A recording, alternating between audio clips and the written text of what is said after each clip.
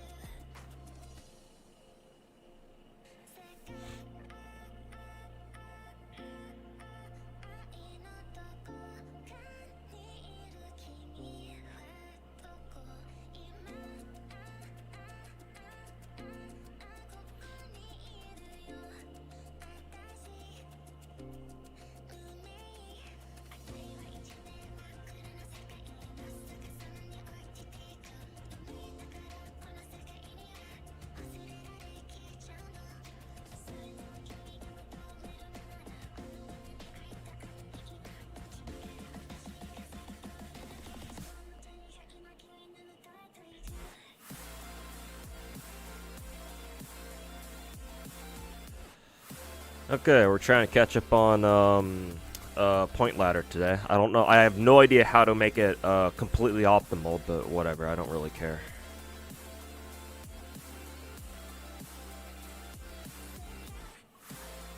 We're just YOLOing this shit. For the most part, anyway.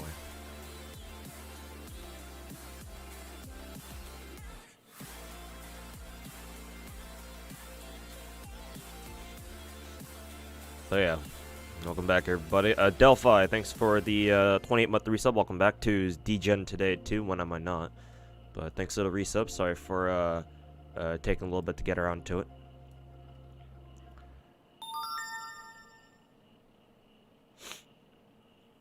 Valentine's ladders always feel super grindy for some reason. It feels grindy to me just because I didn't roll at all, so. I don't know, usually Valentine's events feel okay. They don't feel particularly grindy to me personally, but then again, you know, compared to most other people. Let's see. Also, I just realized I brought a support coin sky dark instead of a coin light, but honestly, it probably doesn't even matter. At least for this opening hand, it doesn't really fucking matter.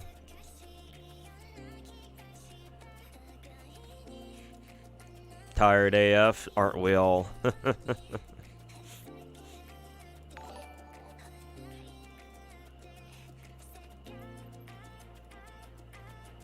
Snowbreak stream when? You want me to stream Snowbreak? I mean, I can.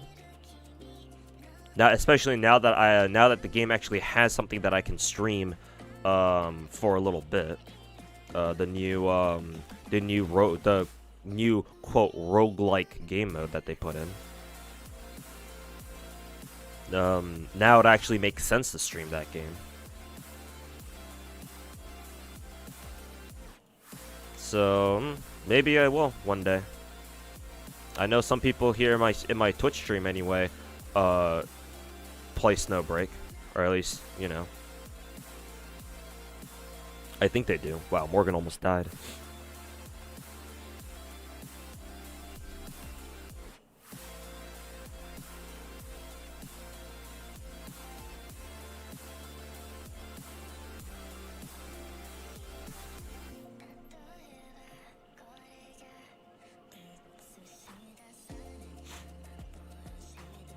Normal 90 gives more points from your experience. Oh, okay. If that's the case, then I'll trust you on that. Oh, wow. Dude still didn't die yet?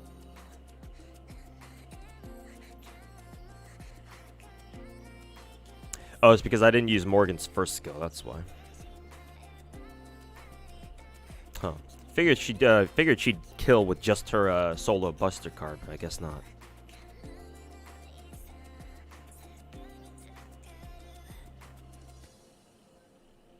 What MP is this Coin Sky? Dark 5, then should kill. The only a solo buster card? I think that this should still be okay, but... Also, Walt Flocka, thanks so much for the 45-month resub. Welcome back. Also, I don't think I've been hearing the sub notifications, so I'm gonna put that up as a test, as a little test one. Also, try and pay attention to YouTube chat as well. Welcome everybody from YouTube chat.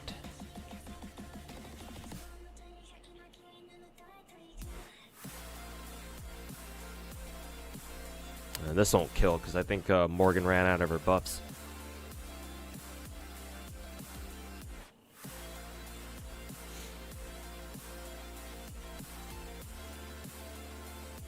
Hey Tetris, how's it going, man? You see all the crazy new figures at Wonderfez? I watched Rob CD's IRL stream when he walked around the con yesterday, I think, last night, my time anyway. And yeah, a lot of those new figures look fucking crazy, man. Oh, Morgan actually killed that. She probably crit somewhere.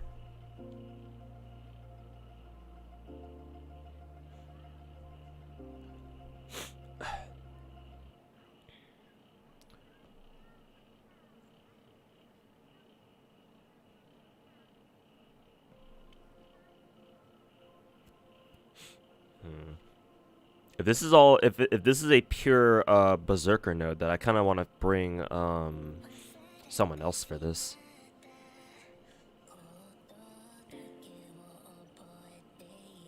Like Melusine, for example.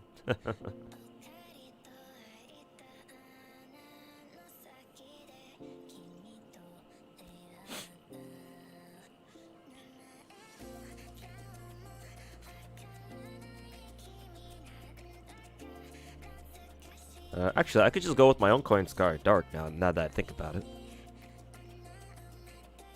It's like, why not?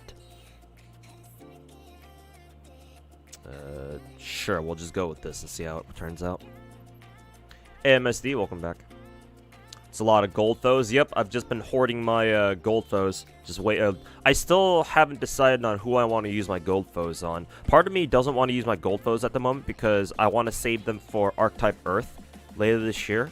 But I have to go back and recount all my recount my gold foes because there might be a chance that I actually have enough to give to like one servant now, and then still have enough by the time Archetype Earth comes around. It's just that we get gold foes so inconsistently or so rarely that like I don't know if I want to do that yet, you know?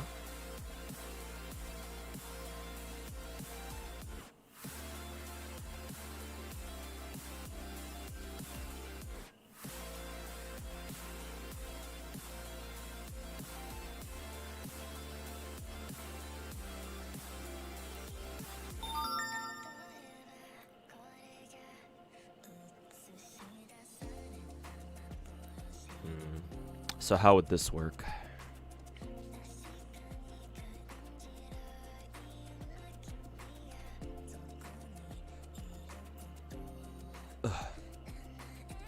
Also, Omnisef, thanks for redeeming Uwu. Hopefully everybody's feeling Uwu tonight.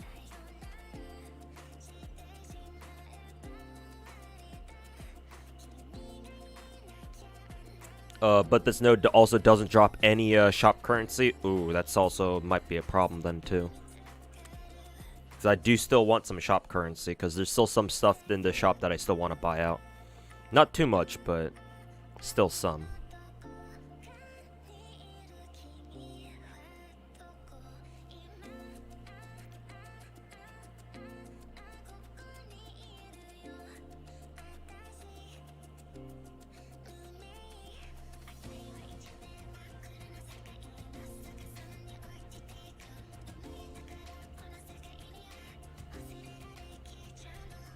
Think it's a good idea to drop apples in this event. You're kind of at 1 million too. You don't think you can hit 3 million from Nat AP.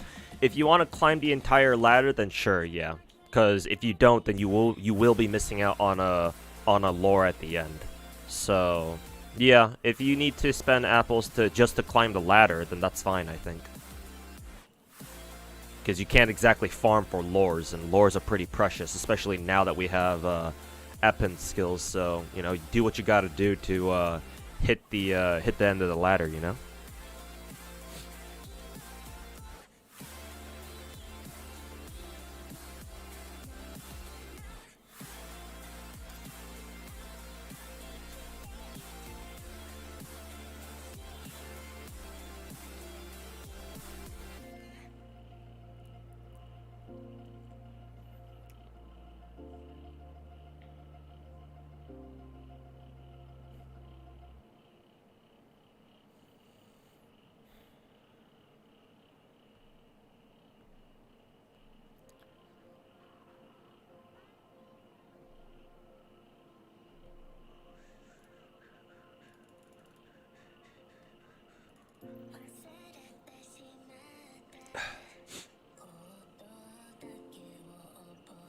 Event point ladder was pretty easy though. Okay, then it shouldn't take me too long. I'm already at like I think I just passed 1 million, so if I just go at it for about an hour or so with the point CEs, then yeah, I should be fine, I think.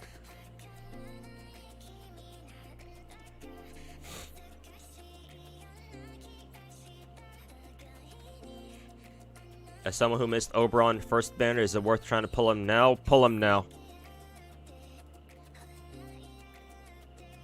If you can, pull him right the fuck now.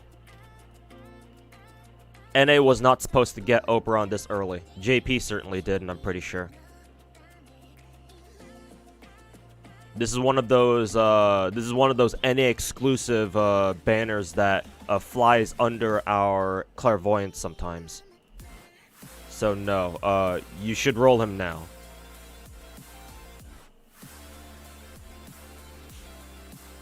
Hey Ozzy, any chocolates? Welcome back. Thankfully, once we get Ordeal Call, gold foes become, or they get more, or we start getting them more often. Yeah, so I heard. So I hear.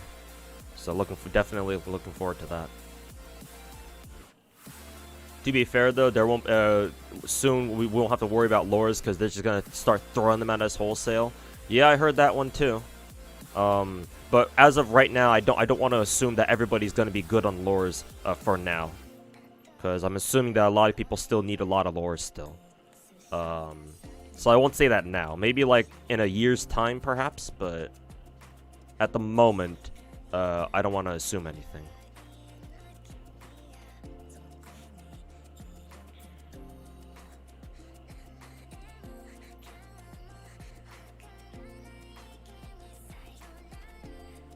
Fuck Bug Boy. I mean, you don't have to like him, but you can't deny the fact that he's kind of the face of the meta right now.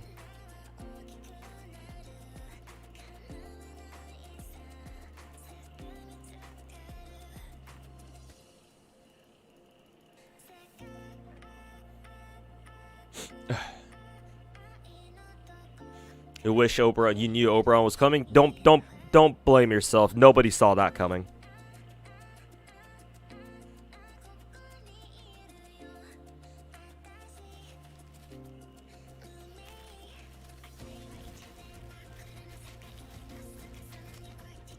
Yeah, nobody saw this Oberon banner coming. Because JP didn't have it, so we didn't expect to get it either. Or we didn't expect to get something like this either.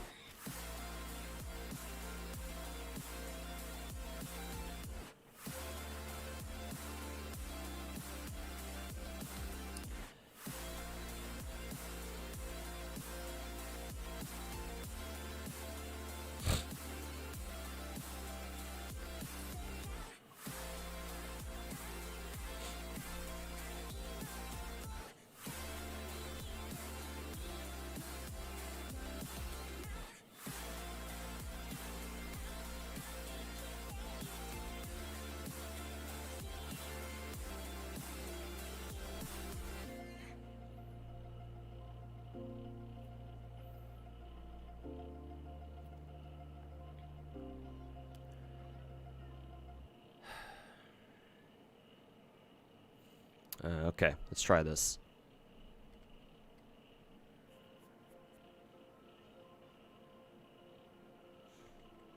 How the hell did Oberon become more overworked than Waver? Well, that's a pretty easy answer. Not Waver. Oberon has 70% charge, 20% party, and 50% solo. He has an MP damage amplifier, which is unique to him. Only he has it right now.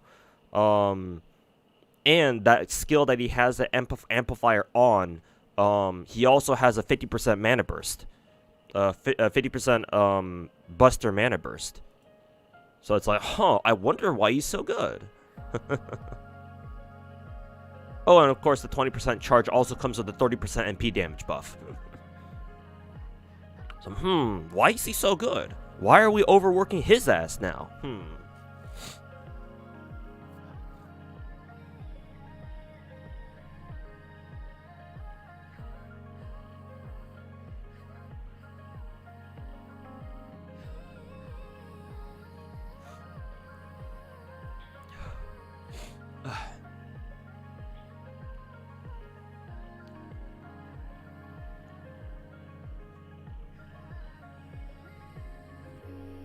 Oh, I just realized that my in-game volume is muted. I'm going to turn that on.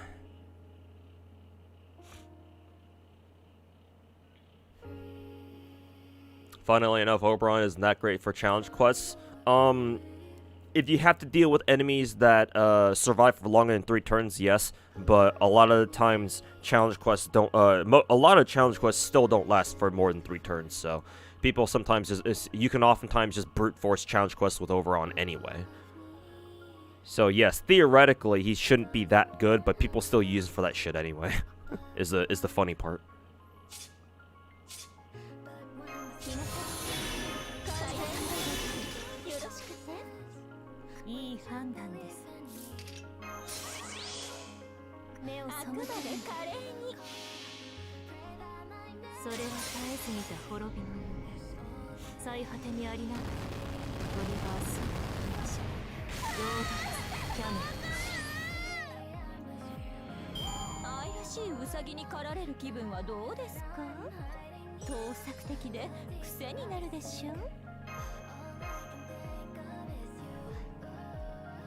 Imagine Oberon without the 3rd skill demerit. Yeah.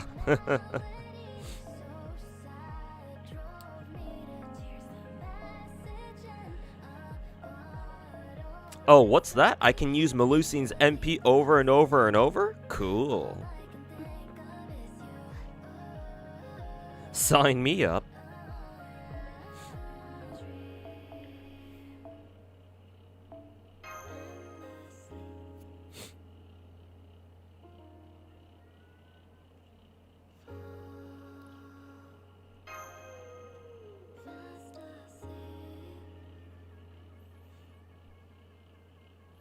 Should you roll Summer Ibuki even though you already have MP2 Spishtar and MP1 Summer combo? If you feel like for whatever reason you need a better Arts Looper, then sure. But if your Spishtar or even your Summer combo is only MP1, so I'm not sure how much damage. I'm not sure how much work she'd be able to do. But if you've been relying on your MP2 Spishtar for arts looping and she still gets the job done just fine, then I don't think that'll change.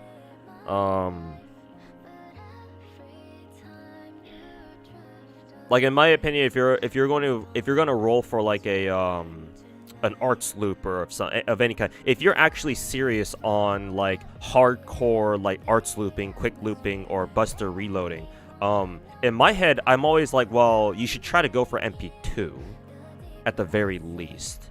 So that's what I'm going to say to you here. If you don't plan on getting at least 2 copies of Summer Ibuki, then like I think you'll be good with Spishtar and your Kama, though you're probably gonna use your Spishtar more often for arts looping.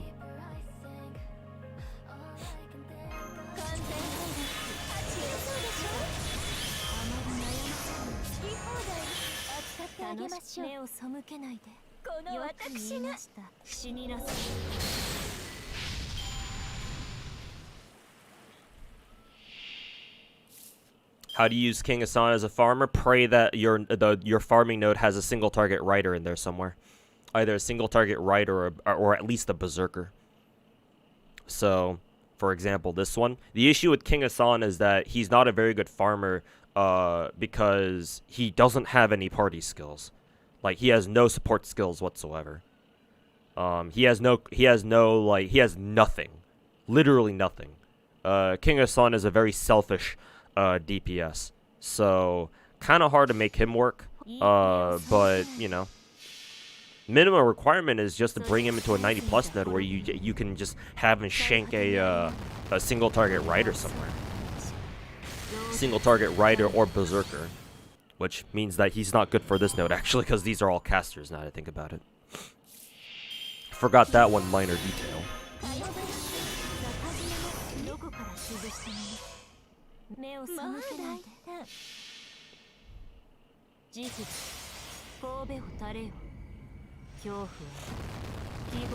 But again, normally he's not really a farmer.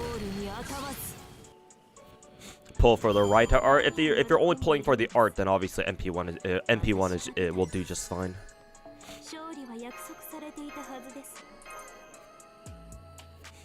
Feel like art meta is kind of inferior to buster meta now. You're not wrong. Yeah, because 90+ nodes are no longer 3-3-3s, or in other words, they don't have 3 enemies per wave. 90+ will throw like all sorts of weird shit at you, like 1-3-3 like we have right now, 3-1-3, shit like that. So considering arts looping relies on the number of enemies that you can go up against, yeah, they're not the best for 90+s. And typically speaking, for events nowadays, 90+s are the best places to farm for, you know, event shit, so. Oh, we got a bad hand.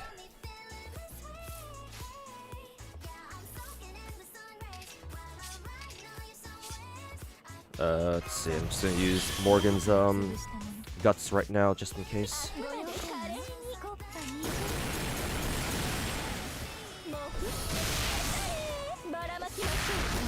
Whereas with Buster reloading, it doesn't matter like how many enemies there are. Everyone's still dying. So as long as your DPS is strong enough, everyone's still getting their ass kicked. So.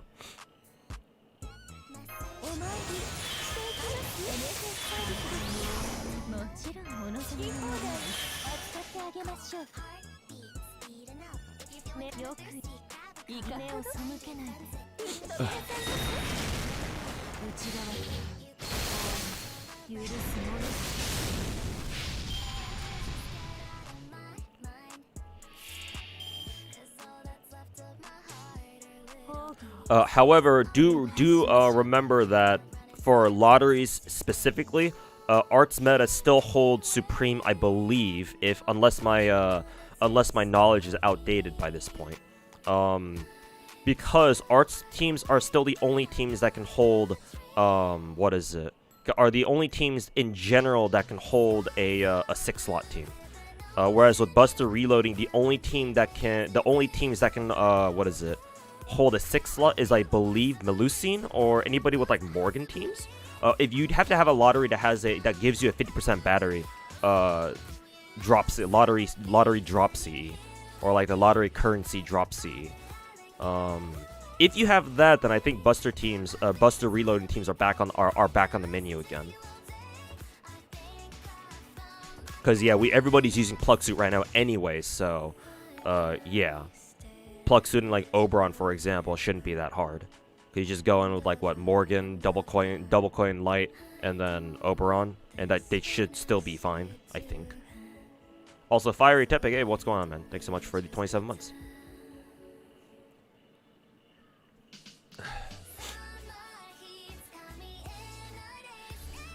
Yeah, some Buster teams still can, obviously, and then yeah, Archetype Earth will be added to that list later when we get her. But generally speaking, Arts teams still have a place in like lottery farming, just because in general they're more likely to be able to hold 6-slot teams instead of 5 slots.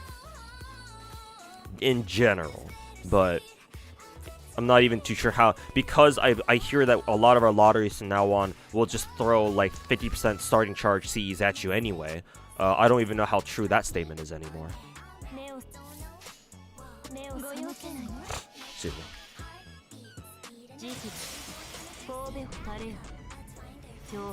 Meanwhile, Quick is outside in the rain, yep.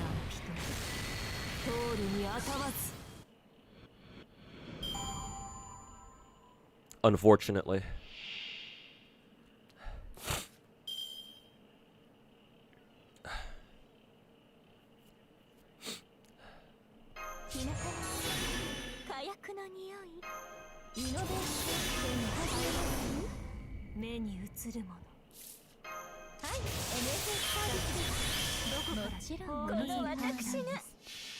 Let's see if my my Morgan can kill even without her, even with that Plug Suit buff.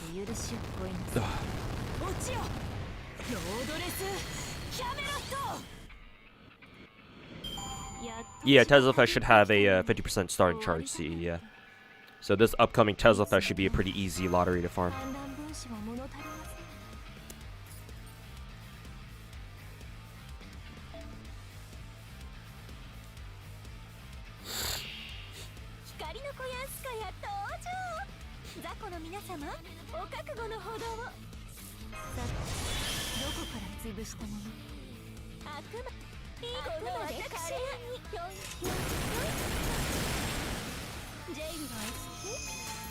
If you open BA and you drop past 5k, you're gonna maul and do nothing? Oh no.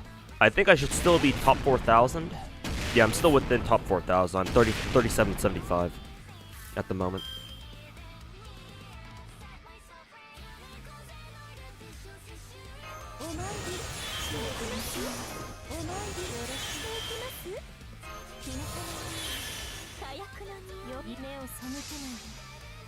Is this year Morgan Fest or Tesla Fest? We call it Tesla Fest, but I think Morgan gets a fucking rate up anyway for some reason. Because that's what I remember. I think this year, I think Tesla Fest we get a random ass Morgan banner, don't we, chat? Maybe I'm wrong.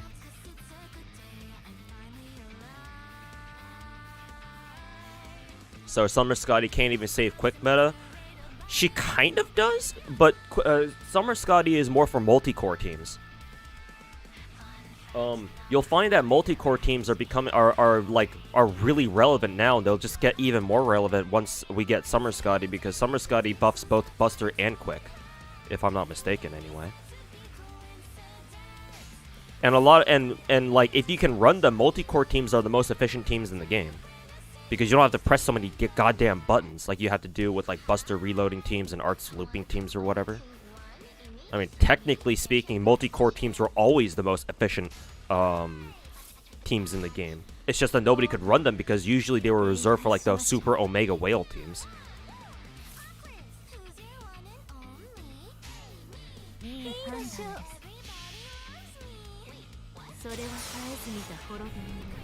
Why is the game res so shit? It's because of my capture card. I've never figured out like a good resolution picture for my FGO, because I play it off a tablet, not an emulator, and I have it hooked up through a capture card. But I have no idea what the fuck I'm doing with the capture card. So yeah, I've always been kind of worried about like my my tablet resolution or my FGO resolution. Yeah, no, it's not you, Ateru. It's my either my capture card or something. I assume it's my capture card because yeah, Star Rail and Genshin look fine. Like if I stream other games, they look fine.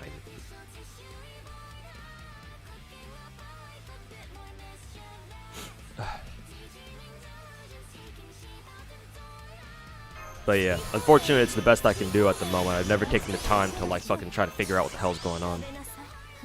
Maybe one day I'll take the time to like sit down and try to tinker with the settings and try to make it look better. Watching this at 160p and it's fine. I mean, at 160p it won't really matter. Hey, Ivan Blue. You want to play those challenge quests? You're hyped to make videos? Yeah. The challenge quests are always a goldmine for FGO videos. She gets the banner after Tezo Fest? Okay, that'll explain it then.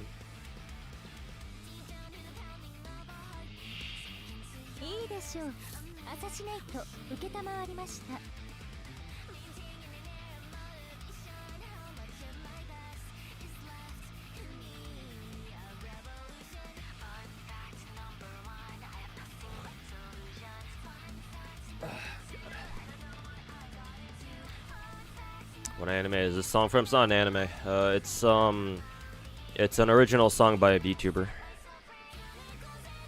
Which, to be fair, I think this song is one of the best original songs I've ever heard from come out of a VTuber.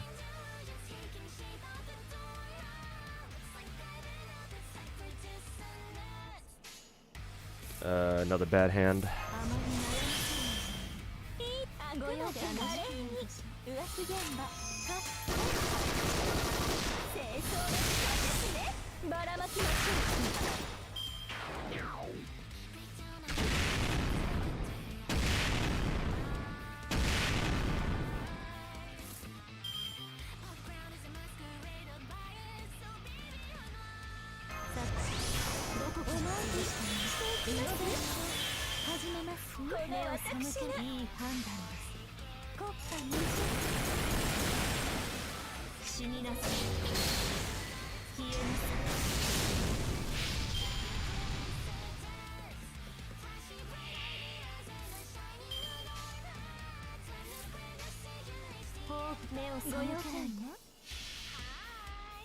What's it called? Dissonance by Amy Isami from Face Connect.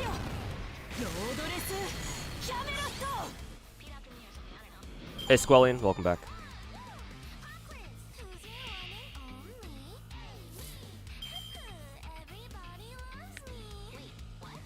Having your teapots. Oh yeah, that's right. I should probably use my teapots here. Forgetting to use them.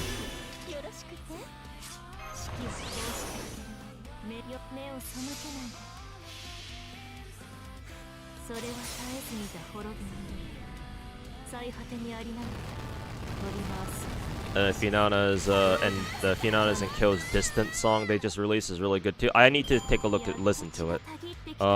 But yeah, I think they were trending on Twitter the last night or something when I last checked. So it must really be that good for them to start trending because of it.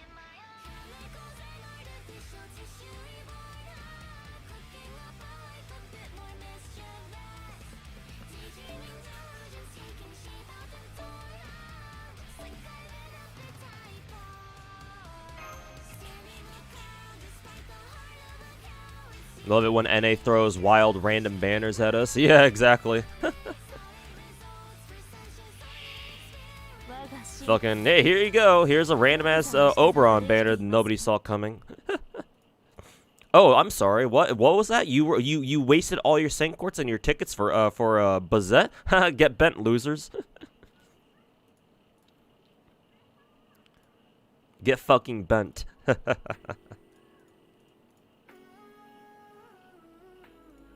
We gotta beef up our first quarter sales right now. We're gonna make you do it, and we're gonna make you help us do it.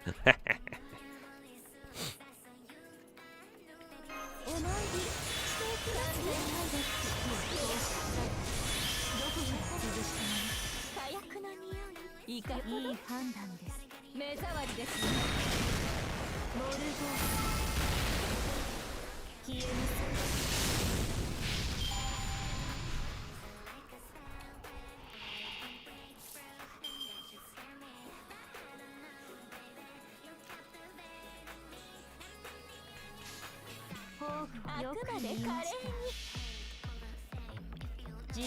Erish and Ishtar banners are also bait too. Well, to be fair, they're waifus, so you know.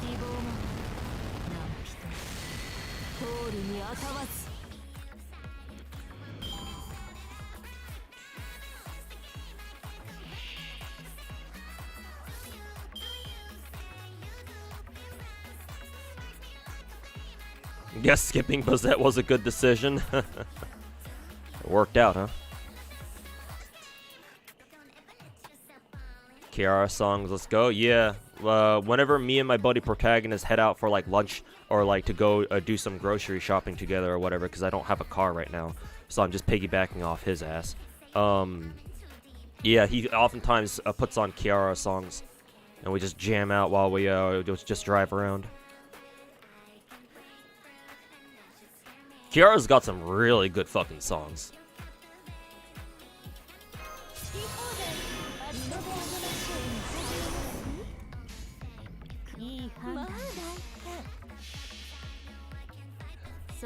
Explain why almost every Buster farming team has Morgan and not God Juna. Waifu!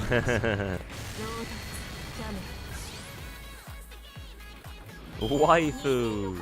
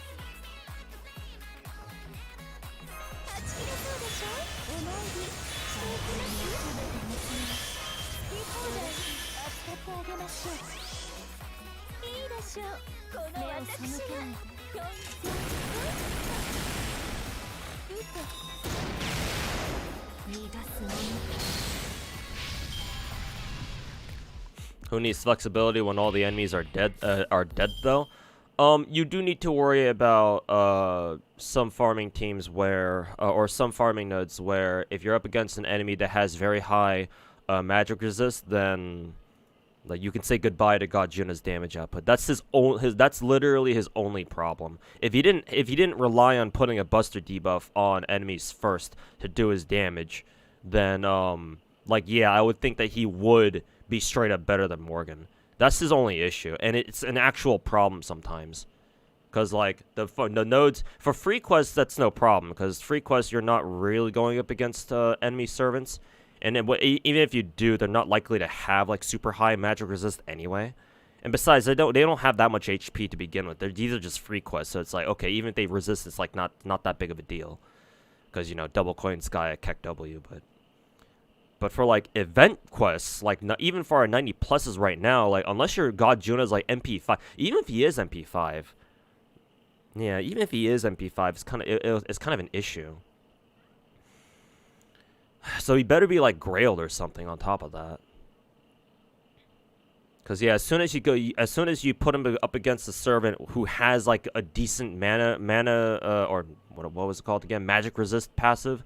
Like at least like I don't know, even if it's just in magic resist E probably is negligible because it's only 10%. But like as soon as they start having like 15% or higher, then it becomes a bit scary for him. And there's only so much you can do to counteract that, simply because even if you're like then I can just give him a command code or whatever. Well, first of all, you got to get one of his command codes cards on wave 3, which again depending on your card RNG. You could get fucked in that too. And even when you do get a card, assuming you get a card, The most he can do is like maybe put like a poison, a curse, something like that. There's no command card in the game where it reduces a character's an enemy's buster resist. Yeah, buster resist first. Like we don't have a command code like that in the game. So no matter what, if his buster resist debuff gets resisted, then like he's screwed. Like his damage like drops off considerably. That's his only literally his only concern. Like if we had supports that gave him like debuff success buffs, like Kazgil does, then that would be nowhere near as a problem. Because usually once he has that, then like it's like he's good to go. But like debuff resist or debuff success buffs are super rare in this game. Like they should honestly give that to more people. But as it stands, it's kind of a concern for him. So at least with Morgan, you don't have to worry about that. And most people have their Morgans like either high MP level or Grailed anyways. So the damage differential starts to not matter. Because again, you want the convenience and the consistency over the sheer firepower. I mean that's why Buster reloading is so popular, because you don't have to worry about how many enemies there are. People run Buster reloading teams for the convenience, for the consistency, not necessarily for the damage output. Because as long as they kill, like you said yourself. Anyways, who am I looking to gear up here in Blue Archive?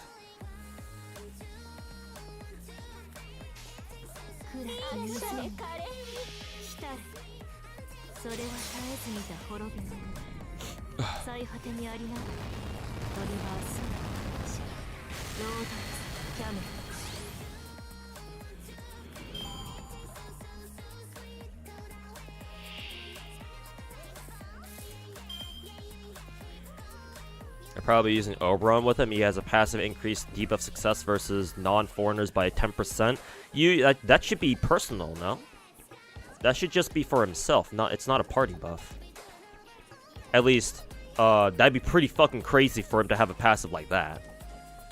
But we do have some pretty crazy passives out there, especially more recent, especially these days.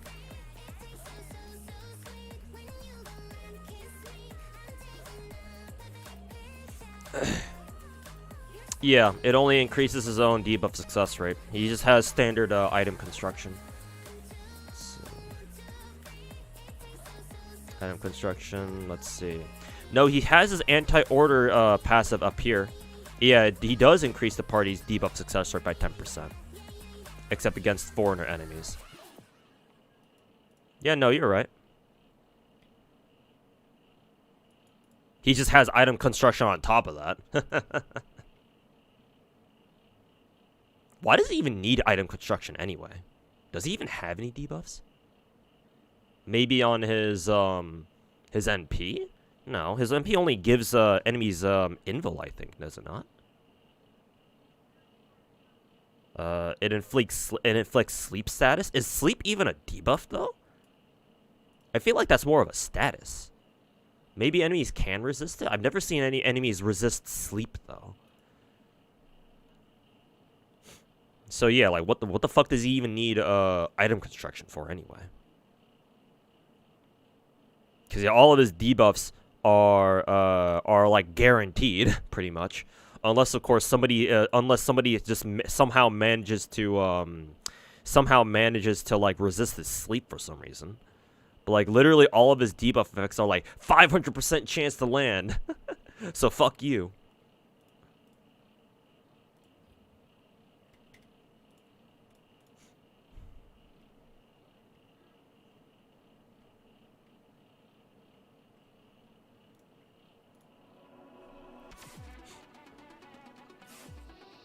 He pretends to be Merlin. Keck.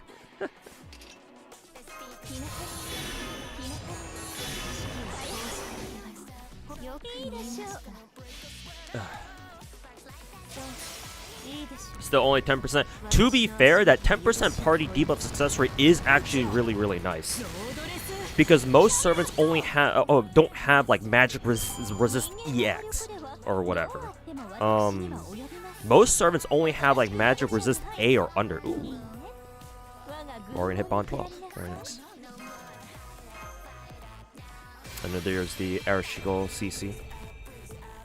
I'm gonna go ahead and toss Morgan another Bond Grail. But actually, the 10% party buff does actually make a difference for God Juna, actually. That actually helps him a lot. Because, yeah, if you can reduce a servant's, like, for example, let's say you're up against Saber, and Vanilla Saber, and she has, what, magic resist B, I think? So that gives her a 17.5% chance to resist debuffs. If you can drop that down to only 7.5%, that's such a huge difference. God Juna's Buster Resist down should go through a lot more consistently. So it's actually, like, kind of a big deal for him, to be fair. The issue is, by the time you bring Oberon into the team, if you're including Oberon, then it's like, well, at that point, bringing God Juna is irrelevant because Oberon just makes any Buster AoE DPS fucking busted as shit.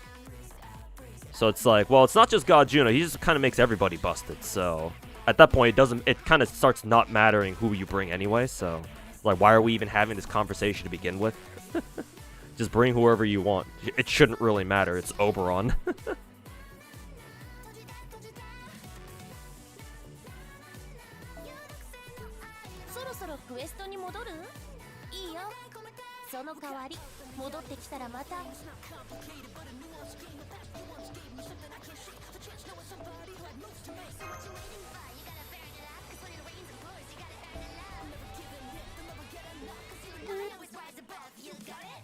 Goddess core servants are annoying. Yep, 50%.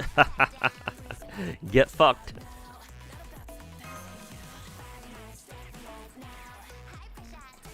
%50 magic, fucking magic resist. Debuff resist. Go fuck yourself. Is MP2 Oberon good for a DPS, or do you need at least MP3?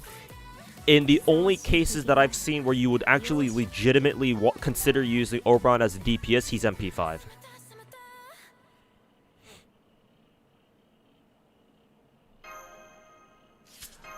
So unless you plan on getting his ass to MP5, I would not recommend using Oberon himself as a DPS.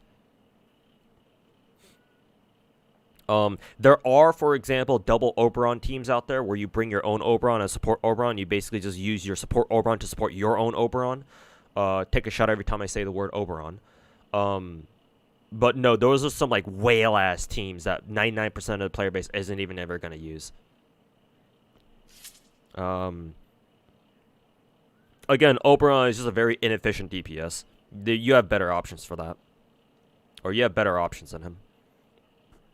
And oh, also, remember that Oberon's NP puts invo on everybody, on all your enemies, if you don't kill them.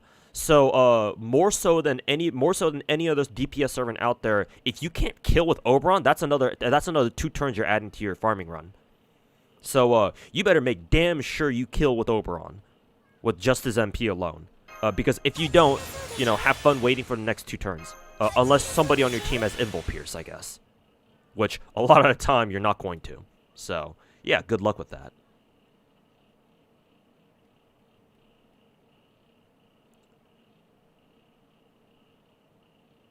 So, no, I do not recommend trying to use Oberon as an actual DPS himself. He has a few issues being used as one.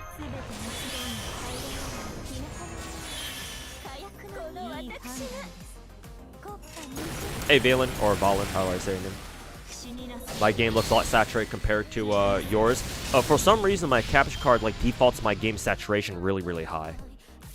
I've toned it down compared to its default, so it looks a little bit more normal. But yeah, I can imagine it still looks pretty saturated.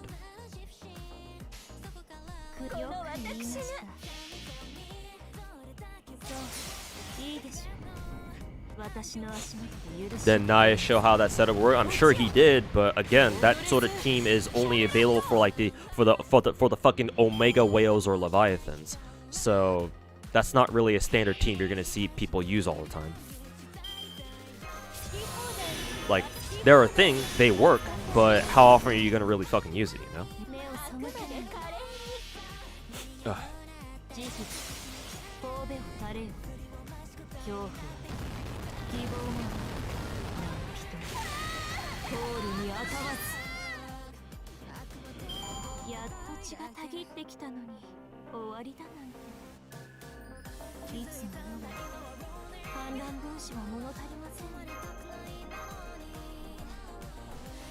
Melusine has Invoke Pierce? Yeah, but she's not the one doing the MP.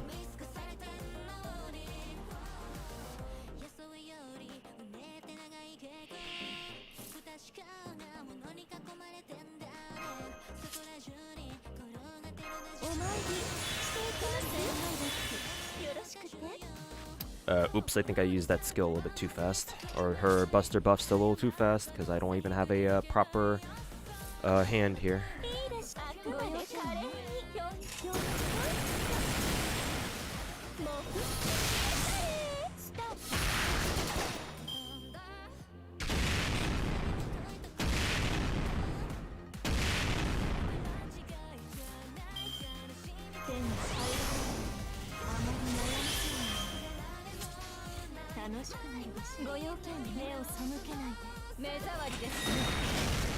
What do I think about Andromeda? She's fucking cute.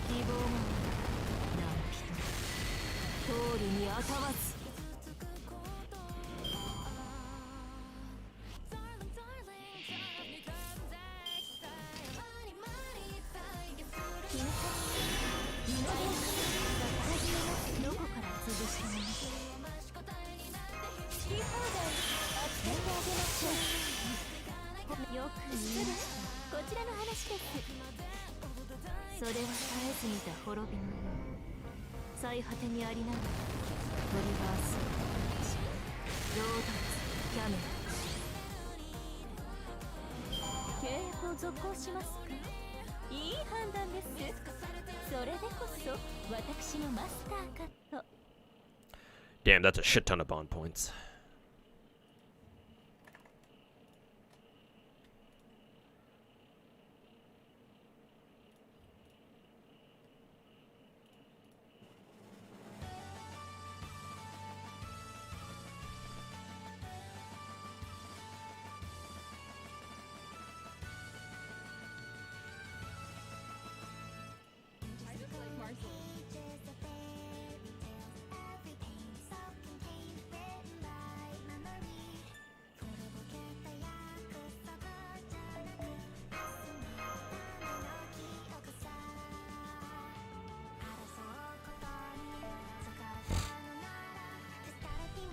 Andromeda reminds you of somebody from Nika, but you can't remember who. Probably Noir, because Noir is our resident, or at least one of our resident Choco waifus. And she has fat tits, so that's probably who you're thinking of. Probably.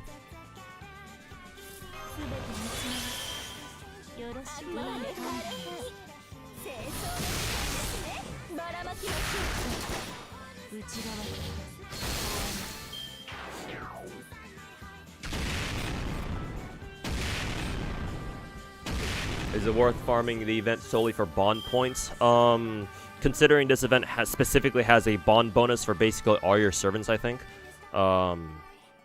Yeah, probably. This is the best one we're gonna get for a while, I think. I guess with the exception of like lotteries, with like Tesla Fest coming up. But like if you just want like raw ass bond efficiency, then you can yeah, you can just farm bond here. Also, that's great. No Morgan Buster cards at all. Cool.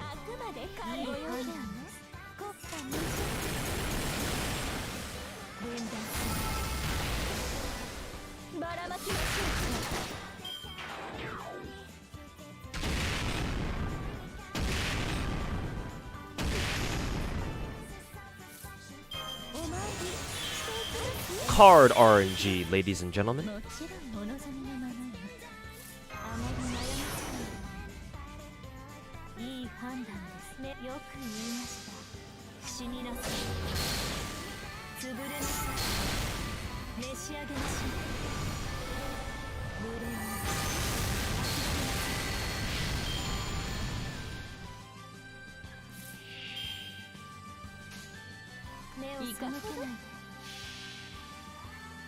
それは絶えずにた滅びの夢。最果てにありながらトリバースロードツキャメル。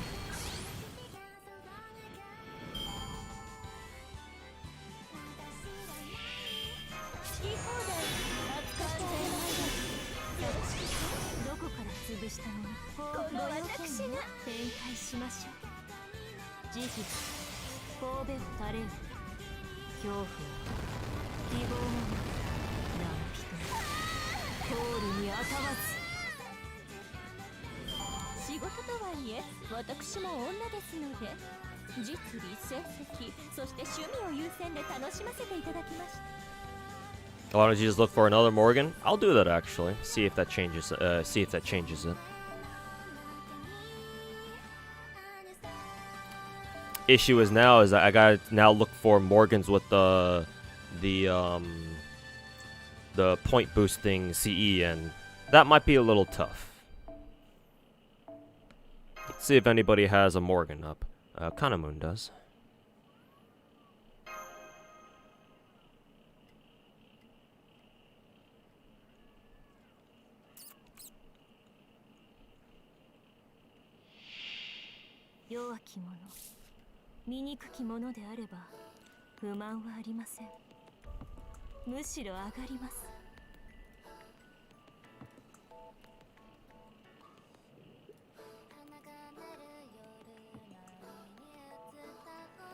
Hey, look! As soon as I do that, I get nothing but Morgan cards. Lovely.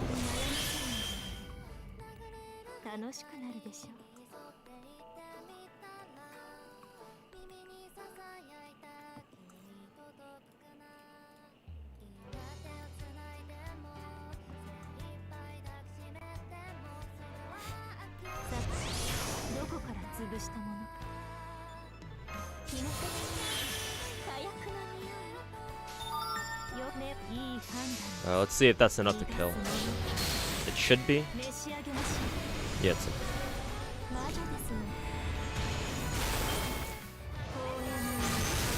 kind of tough when you can't message friends on FGO. That's why I always tell people to look for friends in like Discord groups and like other social media groups like that. So that way, if in case you ever need anything and you got people on your friends list who are chill, you can always just message them and be like, hey, sorry to bother you, but can you put up, you know, this so-and-so servant with this CE for me to help me farm? And if they're cool, they'll do that for you. So, but yeah, compared to other gacha games where you have more and more gacha games that have like those in-game messaging features, yeah, the fact that you can't do it in FGO is kind of outdated. Or makes it feel even more even more outdated.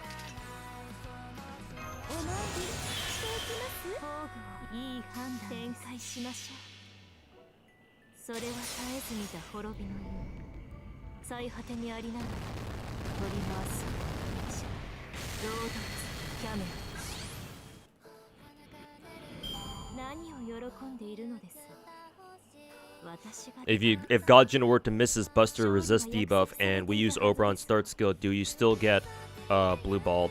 Not as much. Like, he'll still be missing out on a big chunk of his damage, but with Oberon support, Oberon can make up for a lot of it. Like, most of it, I would say.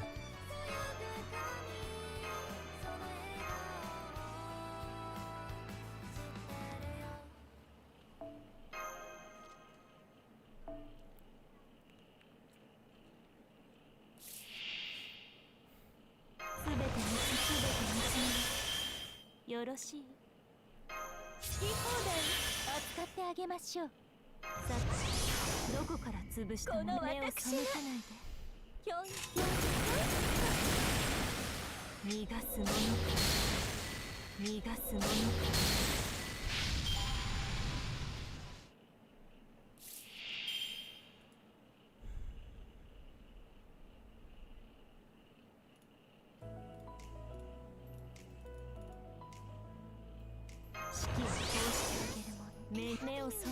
Yeah, double the Morgan, double the cards. Hell yeah. いいでしょう。私の足元で許しを乞いなさい。落ちよ。ロードレスキャメロット。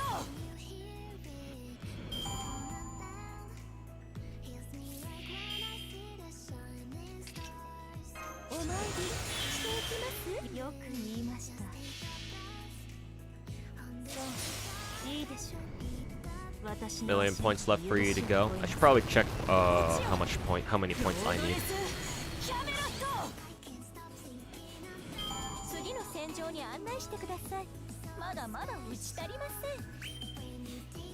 Hey, somebody ranked up their EX. I didn't realize there was a special little like what is it? There was like this little sound effect for that.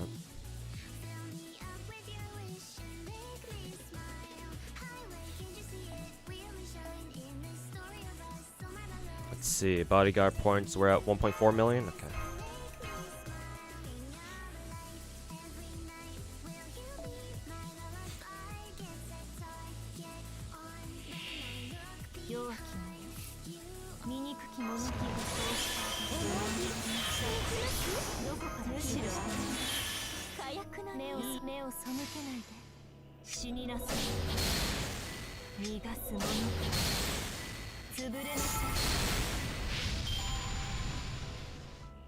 There's an EX plus, apparently so.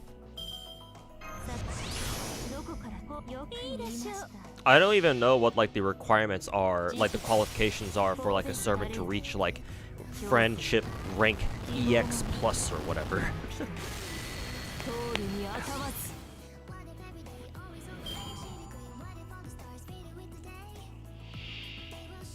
EX plus legit does nothing? Alright, good to know.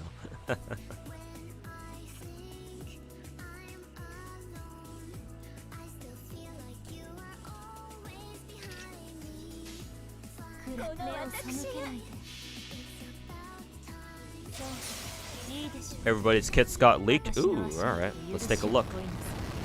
Let's take a look at Acheron first.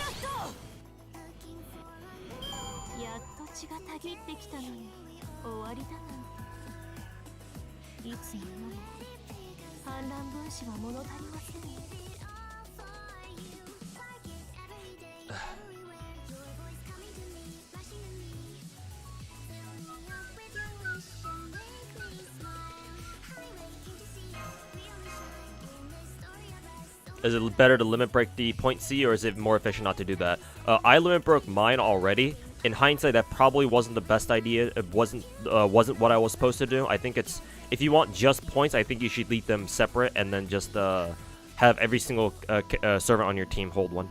I think. I mean, that's how it usually goes.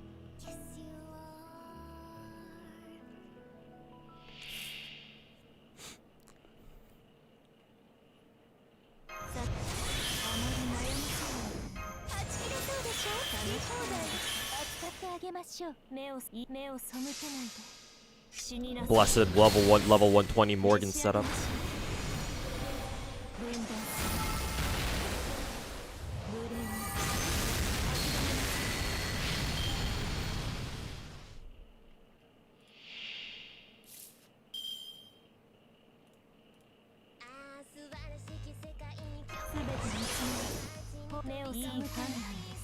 Let's see.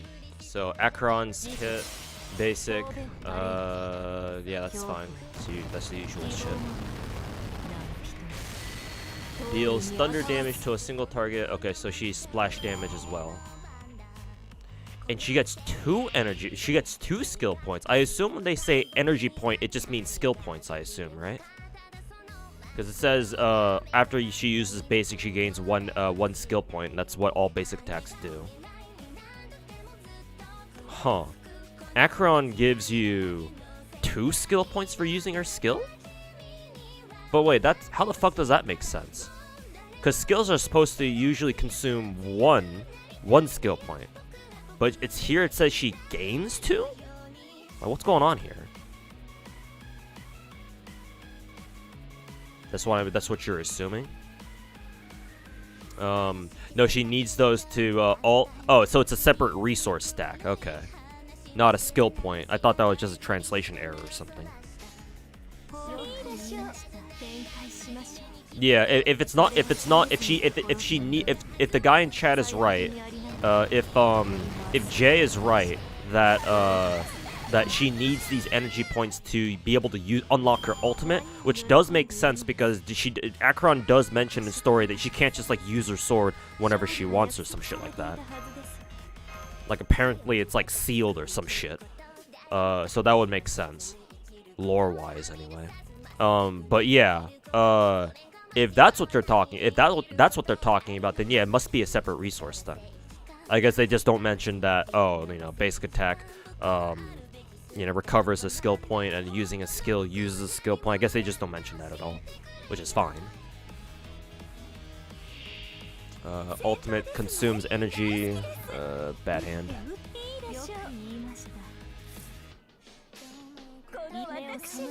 Consumes all energy points. Enters the Ultra Pose. What the fuck kind of name is that? Performing the following actions within 1 turn. During Ultra Pose, all enemies global resists are decreased, or global resist is decreased. Deals thunder damage to all enemies. Triggers Lotus Bloom on any target that has Lotus. Acts again. Does thunder damage again. Triggers Lotus Bloom on any single target that already has Lotus. Does it again. And then 3rd time it deals thunder damage to all targets and then removes all Lotus from enemies and exits this pose. Why the fuck did they have to make that description so fucking complicated? Hey, it's Hoyoverse, so kind of par for the course at this point.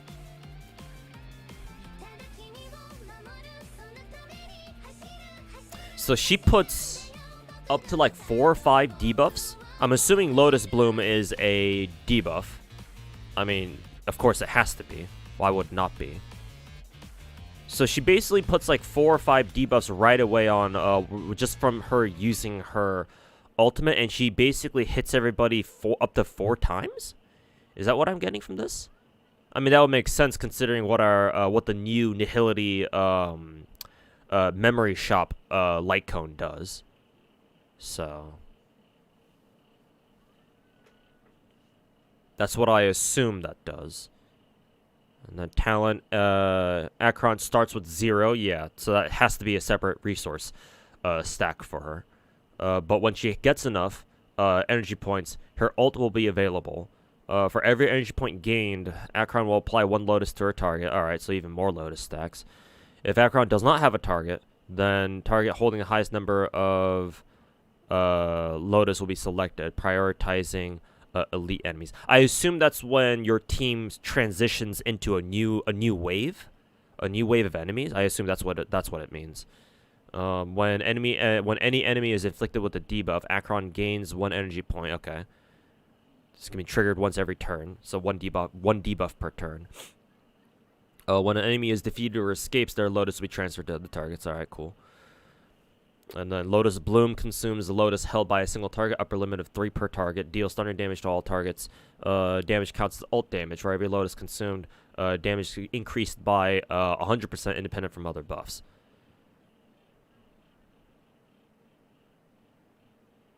Deals thunder damage to Lotus Bloom. Oh, right, because Lotus Bloom is exclusive to her ultimate, so yeah, that makes sense.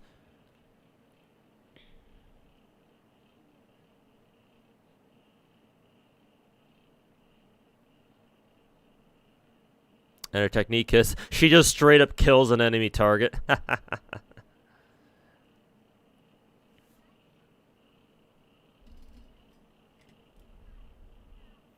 That's funny. And deals thunder damage to all targets after entering battle. Gains some energy points. How many exactly, though? It's probably just like one point or something. Also, the leaks don't say how many how much energy she needs exactly to be able to unlock her ultimate. Also, if her ultimate works off of a separate resource, does that mean that energy gain just doesn't matter for her? I mean, we weren't gonna run her with ER rope anyway, but it's kind of interesting that Acheron isn't going to rely on energy at all.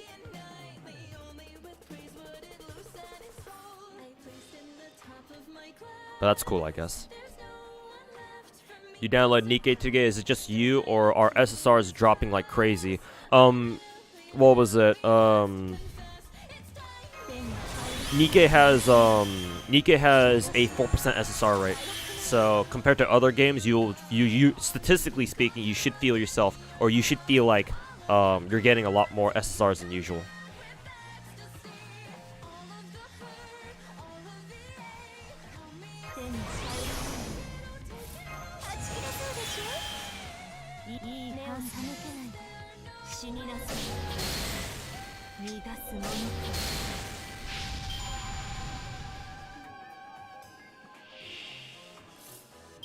Basically, she hits 4 times even if you don't have enough Lotus, but you get a massive damage boost if you have at least 9 Lotus. Alright.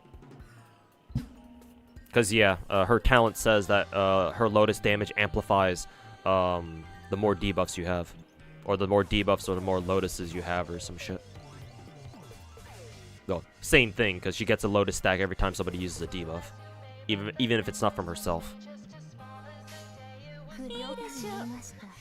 So yeah, as we thought, she's not DOT, but more debuff stack related.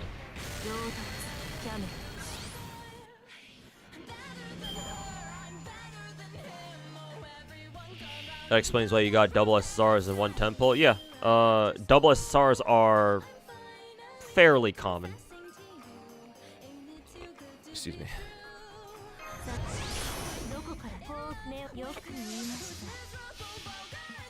Acheron is a destruction unit masquerading as a Nihility unit. I mean, we have Topaz already, and she's a. We don't even have Elation as a proper path yet, unless you count Erudition maybe. But yeah, Topaz is all about follow-up attacks. She's a hunt character. How would NA react to the Oberon banner? I'm pretty sure most of us were pretty shocked. I mean, as we should be, because yeah, this is a completely unique NA banner that JP never got. It was a mixture, at least from what I gleaned from Twitter, it's a mixture of shock, shocked surprise and despair, because a lot of people have already purged their Saint Court stashes for Bazette, because a lot of people were looking forward to Bazette, obviously. So nobody expected Oberon to show up. Acheron is a more offensive Silverwolf. You shouldn't even compare those two. Silverwolf is a utility character because she puts all sorts of debuffs on enemies. Whereas Acheron only puts one specific kind of debuff that's unique to her, and on its own, it doesn't even do anything. Also, Daxter's cool. Thanks for the raid, man. Hope you had a good stream today. So you shouldn't even compare Acheron to Silverwolf. Like fundamentally, they're very different characters. It's just that they both happen to be Nihility. And guess what? You're gonna see people run Acheron with Silverwolf. Cause guess what? Guess what Silverwolf can do? Oh, what's that? Acheron needs a lot of debuffs to min-max her Lotus stacks. Guess who we have?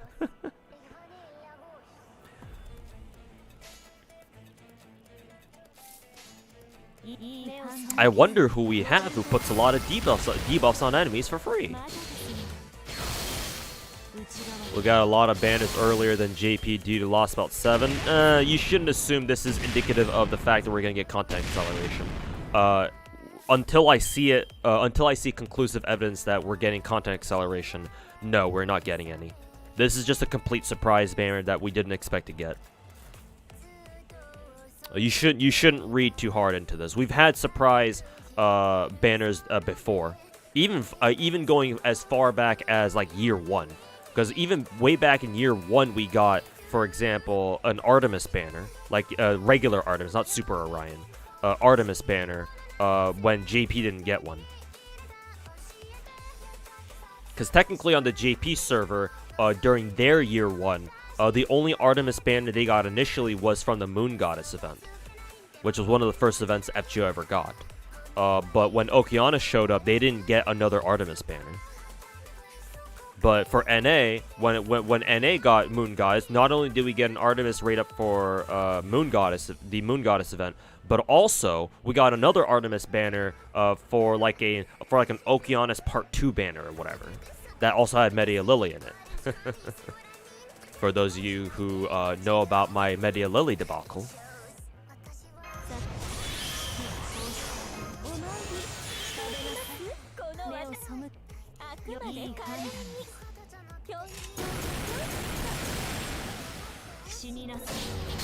Farming small bells for Oberon right now. You'll get there. You'll get there.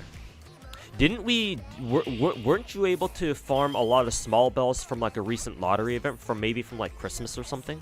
Because I found myself with a lot of small bells and I don't really remember where I got all of them from. and I know for a fact I didn't farm all of them from free quests. Oh yeah, right, Tunguska. Yeah, we got them from Tunguska. I hope you farmed Tunguska. Well, considering you're saying you're farming for small bells right now, I'm assuming you didn't go very hard on Tunguska raids. They're fixing their mistakes on JP for NA. Yeah, exactly. Well, it's more of that than content acceleration, at least. Because yeah, we oftentimes meme on JP for them being the beta server. Keck.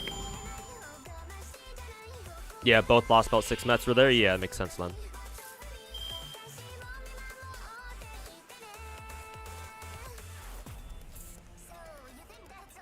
She gets a damage bonus from running with other Nihility units. Really? Where does it say that? Is it like offer talent or offer passive or something? Or maybe actually no, I didn't check who is it? I actually didn't check Acheron's what is it? Her bonus abilities, yeah. Let's see. Bonus ability 1, after entering battle will gain some energy. Okay. Bonus ability 2, every Nihility path on the team. Yeah, it's a second bonus ability. Yeah, her damage will be increased with every Nihility character on the team. And I assume oh no, it actually says it specifically doesn't count herself. So you need to run triple Nihility for her to reach max stacks. So I'm assuming Silverwolf is going to be a mainstay for Acheron teams. Like, why wouldn't she be? And so we'll need to find another Nihility character to go with them.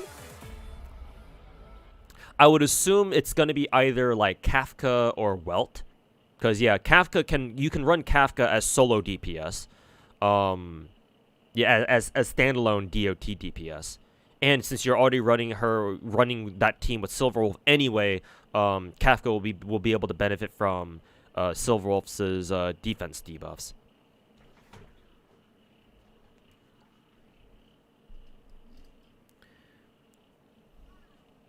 And then, yeah, and then you would it's either going to be her or Welt.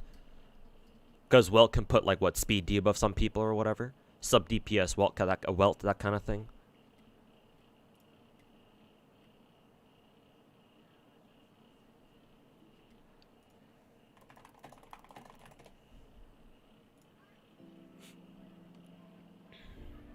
Do I view this banner as a good thing for NA? I feel like it blindsided a lot of people. Overall, yes, because even though this is a completely like exclusive banner that we didn't see coming, this shouldn't mean that our December Oberon banner should be gone. Like, this should be just a straight addition. So even if you miss Oberon now, it's not like you're gonna miss Oberon in December, like 10 months from now.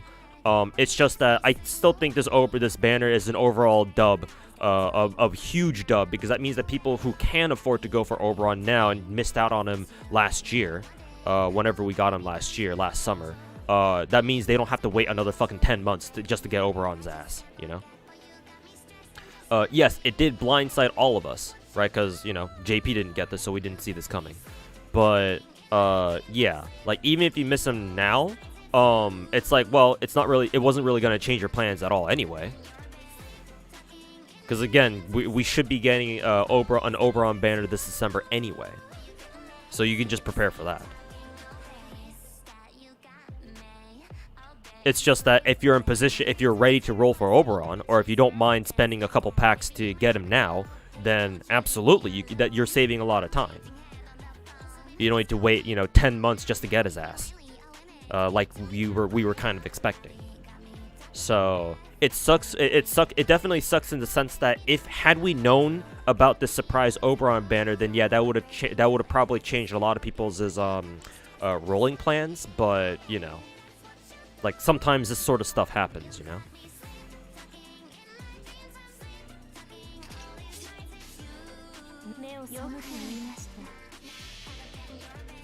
Pella is... Oh, yeah, that's right. Pella, of course. How could I forget Pella? Yeah, Pella for even more damage, defense debuffs, yeah.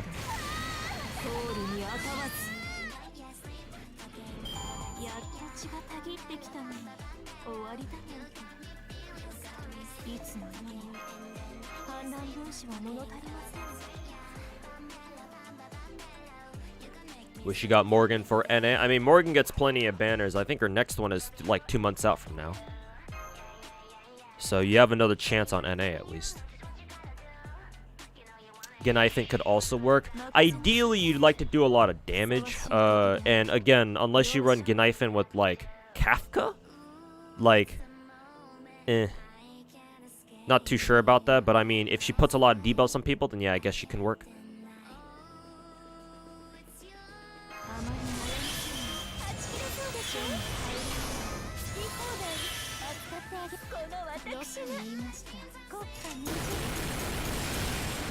Pella is in so much demand, it's amazing. Yeah, the most commonly used 4-star in the game. I wonder why.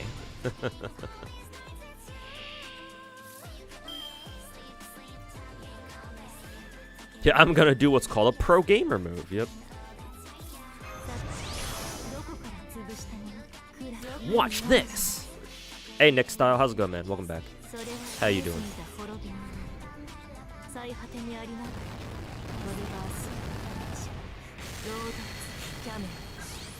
Is if each stack is its own debuff or combined. I would assume it's their own stack, right? Because Acheron's kit specifically says that, or her talent says that every time somebody puts a debuff on an enemy, she gets a Lotus, I think? Or a Lotus is applied.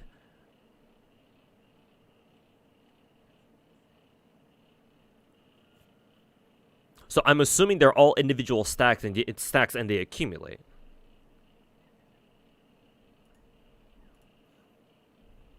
Let's check out Acheron's Eidolon's actually. Oh, I didn't even take a look at her third bonus ability.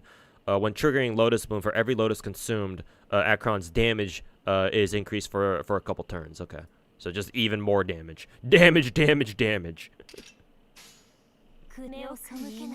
Fuck you, I have damage.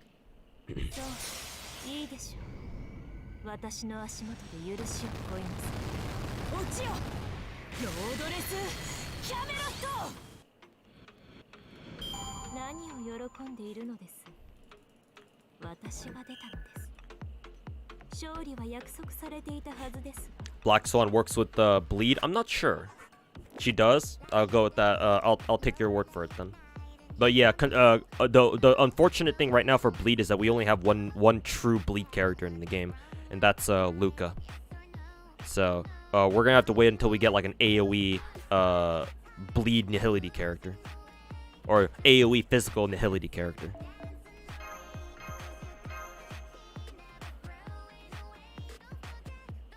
You were worried that you wouldn't have enough Senkorts to go for Kukulka in December, so you're happy with this. You're happy that we get an Oberon banner now. Hey, yeah, so it works out for you.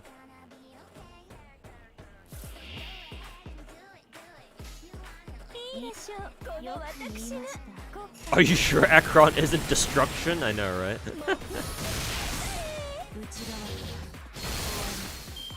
Cricket kind of screams destruction. I mean, it makes sense. We have a couple of characters now where it's like, huh, like why are they this class? Like, for example, Topaz is a weird fucking hunt character where it's like, huh, why is everything you do considered a follow-up attack? Why are you not erudition? Except she's not AoE, so she can't be erudition. She has to be hunt. But yeah, you're gonna see more and more characters in Star Rail just kind of like break the mold like that, where it's like, huh, your kit looks like your kit looks like it should be in one path, except you're classified as another path. What's going on here? Like, that's just gonna happen constantly now from now on. It's like, what do they mean by this?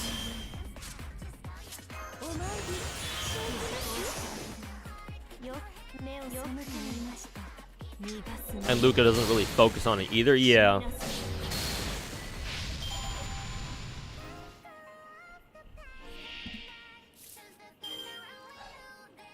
For every 3 energy, you gain 1 Lotus?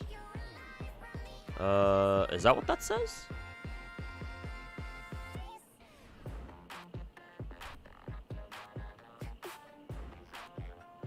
That's not what the leak page I'm looking at says. It says whenever any enemy is inflicted with a debuff, Acheron gains 1 energy.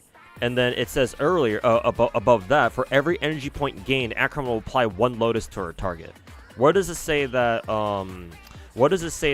Acheron needs 3 Lotus for 1 energy?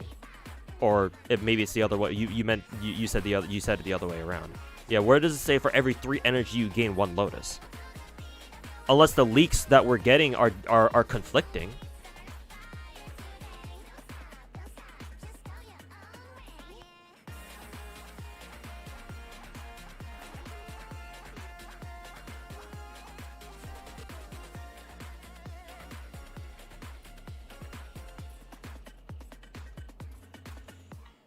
You could also be Fushun, or remember Luocha, because remember Luocha becomes a preservation character and a Nihility character as you get him more Eidolons, on top of him being abundance.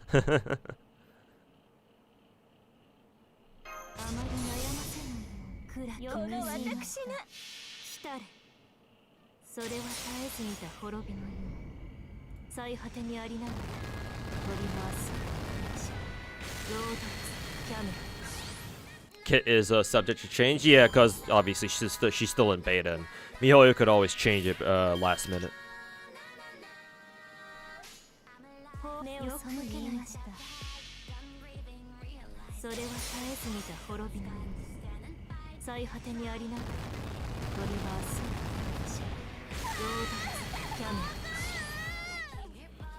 You want a Nihility character who also heals. Eventually, I want a character in the game where it's a DOT character, but they heal your team anytime an enemy takes a certain DOT damage. Like, I'm kind of hoping that's how Gallagher turns out to be, because he's fire abundance. So I'm kind of hoping that if he puts like burn DOTs on people. Or hell, this would be crazy, but in case your team gets burned DOTs, instead of your team taking burn damage, they just get healed instead. Makes them completely immune to burns whenever you have Gallagher on your team. But we'll see if that's how he's actually if that's how he's actually, like, you know, set up to do. His kid is also, yeah, I want to check it out too. I've just been hovering over Acheron's shit for now. Let's see. Acheron's E1 says when an ally applies a debuff to an enemy, Acheron's own attack and crit rate is increased. Effect lasts the entire battle and has an upper limit. What the fuck does that mean? Oh, probably up to like, you know, 3 times or some shit like that. Okay. That's pretty good. E2, trace number 2 Oh, her Nihility synergy will count 1 extra Nihility path character. Wow, so E2 Acheron can run full Nihility then. Then at that point, who would you run? Silverwolf, Pella, and then somebody else of your choice? Either Kafka or maybe Welt, I guess? So E2 unlocks full Nihility, which is not necessary, but that's cool that that's how it works.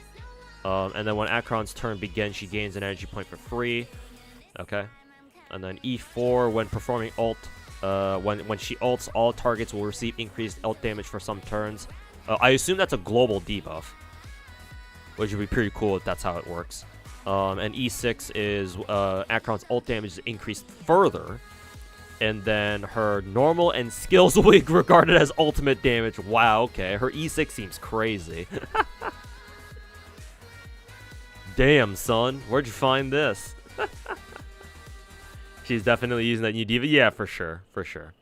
We kind of had that feeling. So, and now that we know what now that we have an idea of what Acheron does, yeah, she for sure wants to do wants to use the new debuff set. Sorry, you got it wrong. Yeah, don't worry about it. But yeah, I was just kind of curious as to like where it says she needs like what 3 energy for 1 Lotus, because yeah, I didn't see that anywhere. But you're good.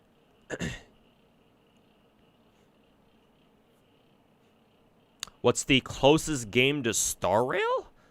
I'm actually, now that I think about it, I actually don't really, a lot of my gacha games that I play either aren't turn-based or if they are, like, it's FGO, and that's not a normal turn-based game. Actually, legit, I actually do not know. I'm sure there are other, like, conventional turn-based gacha games out there. I just can't think of any at the moment. Because, like, I was gonna say Reverse 1999, but that game leans more towards, like, FGO than it does Star Rail, to be honest.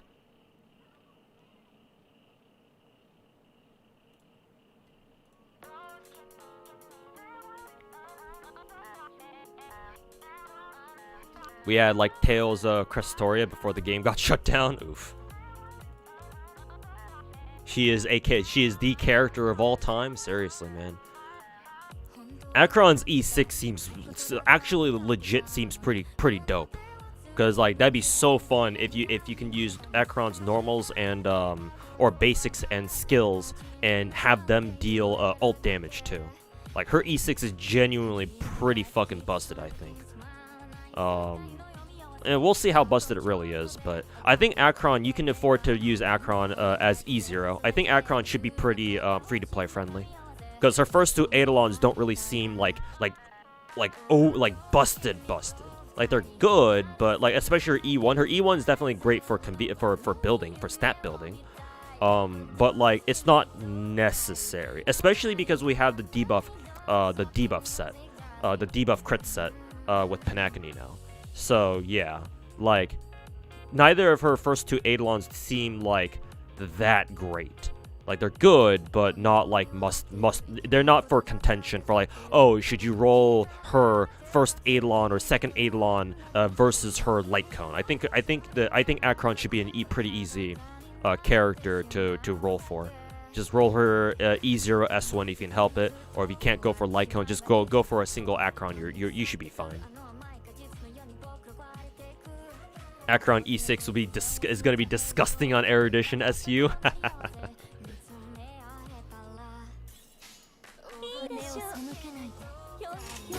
Too bad you have no chance in hell to get E6. Yeah, that's fine.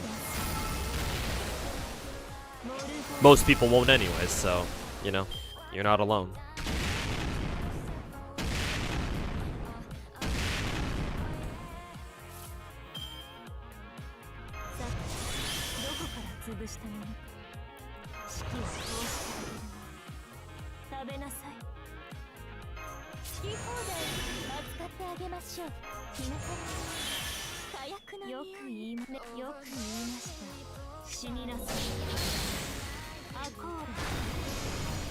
Maybe Granblue or Eden, but then even then it's really different. Yeah, like it's kind of funny how there aren't a lot of like traditional turn-based games out there. like Star Rail style turn-based games out there.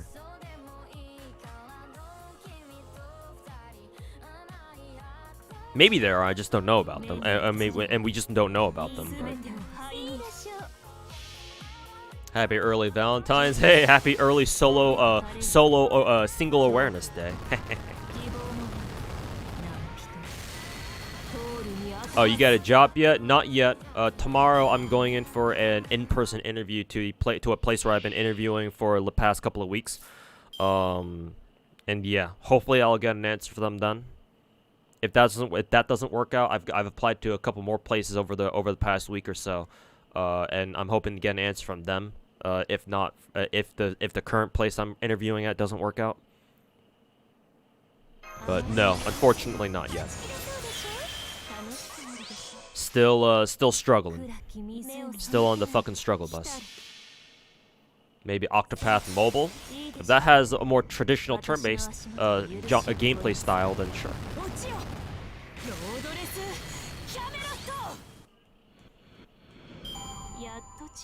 Good luck. Hey, thanks, man.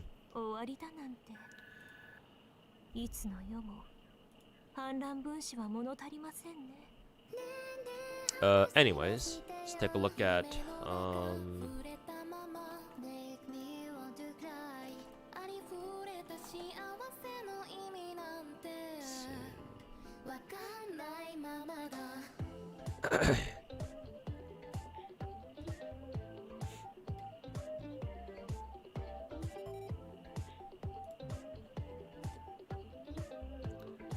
let's see. I'm gonna take a look at Gallagher first because I'm more interested in him right now. More interested in him than I am in Aventurine.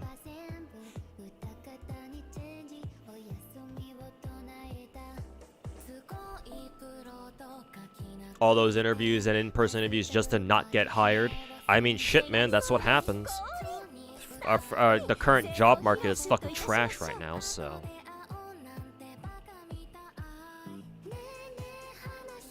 Day of the Maidenless, exactly.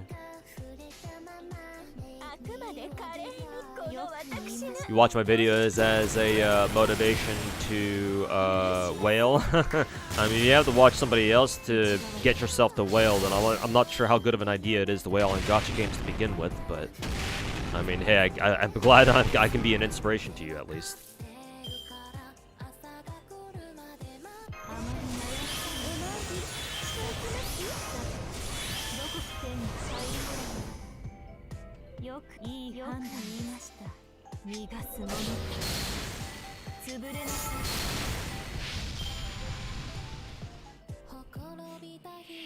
Could apply for unemployment benefits? Yeah, I'm already under that actually.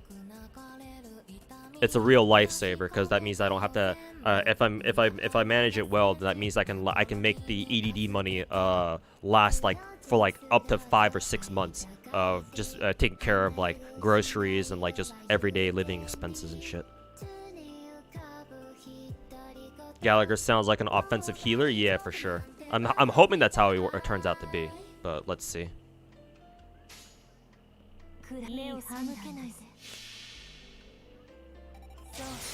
How do you wail from watching Tuhu? Because the Koi and Sky Dark incident was brutal? Yeah, exactly. It's like, you watch my Gacha Salt streams and you're like, huh. So this is what Gacha is really like, huh? Also, hey, guys, how's it going, man? Welcome back. Let's see. So, Gallagher, what does good old Gally do? Deals minor fire damage based on his attack. Okay, so basic attack is normal.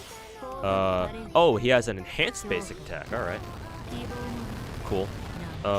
Deals minor fire damage based on Gallagher's attack, and then decreases target's attack for some turns. I would prefer if that were a defense debuff instead of an attack debuff, but I mean, I guess it makes sense considering he's a healer, so. Let's see, skill heals a certain percentage of HP for allies, nothing special, just standard shit. His ultimate deals he does have an offensive ultimate, deals fire damage to all enemies based on his attack, and inflicts mark on all targets lasting for some turns, probably like 2 or 3 turns. When using his basic tag after this, it'll use his enhanced basic instead, but can only trigger once. This reminds me of Hook, actually.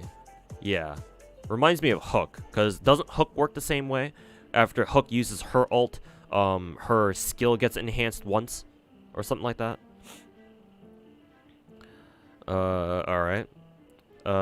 Talent, enemies with mark will take increased break damage, and when enemies with mark are attacked, Gallagher will regen some HP for himself. Okay. Technique, it immediately attacks an enemy after entering battle, deals fire damage, blah blah blah, inflicts mark on all targets. Okay. So far I'm not really impressed, but I'll hold off on my judgment until I look at all of his traces along with that. His first bonus ability increases his healing bonus based on a percentage of his break effect. Okay, at least that's nice. Second bonus ability regens certain amount of energy after entering battle. Okay. He doesn't have a burst ult, or a burst heal ult, so I don't know how good that'll be. But we'll see. Third bonus ability, when enemies with mark are attacked by Gallagher's enhanced basic attack, Gallagher turns his self heal into a party heal. Okay, that's nice. Alright. And what about his Eidolons? E1, after using ult, Gallagher's action is advanced forward by 100%. Oh, actually, that's actually quite nice. You get a guaranteed heal off of Gallagher's ultimate, basically. Alright, that's actually not bad. E2, mark will have their break damage further increased based on the number of debuffs that they are inflicted with. Okay, that's alright, I guess. E4, mark duration is increased. Okay, whatever. And then E6, break effect and weakness break efficiency are boosted. Weakness break efficiency? Okay, that's kind of serious.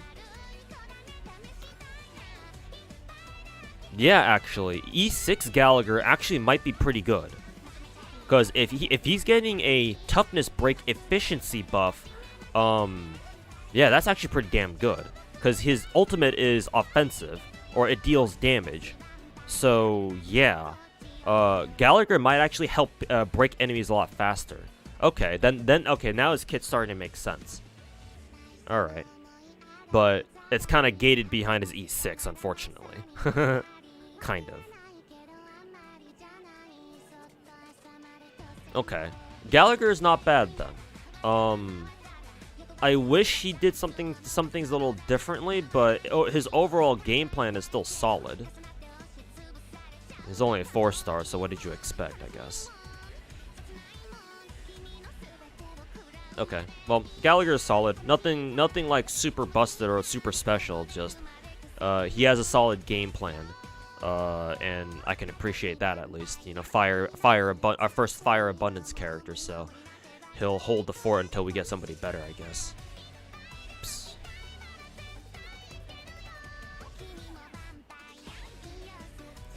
Gotta go. Thanks for streaming. Have a great day, man. Hey, thanks for the kind words, Mad Lad. And yeah, take care. Have a good rest of your day.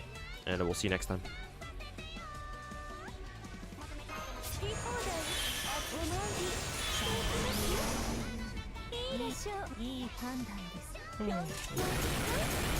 Don't play any gachas I have. You play the best game, Summoner's War Chronicles. Curb your enthusiasm, buddy.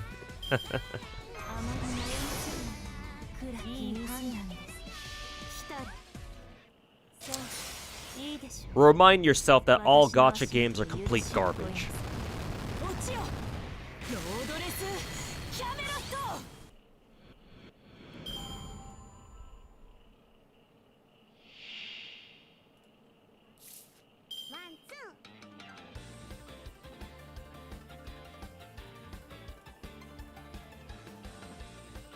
Is it true that Hanabi is just Bronya 2.0? No, not necessarily.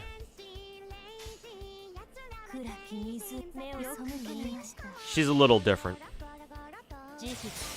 Hopefully your interviews get back to you soon and you snag a good job. Lucked out in getting a new job yourself. Man, lucky you, man. But hopefully it works out for you too. Yeah, let's check out Aventurine's kit now.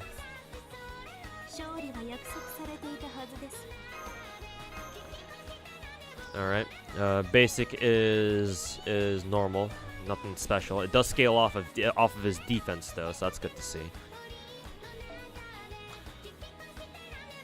Alright, his skill applies a stackable Aventurine shield to all allies, strength based on his defense. Alright. If an ally does not have an A card... Oh, we're getting into some fucking card bullshit now, huh? If they don't have an A card, they're gonna pull a card... they'll pull one card out of 4, A, B, C, or D.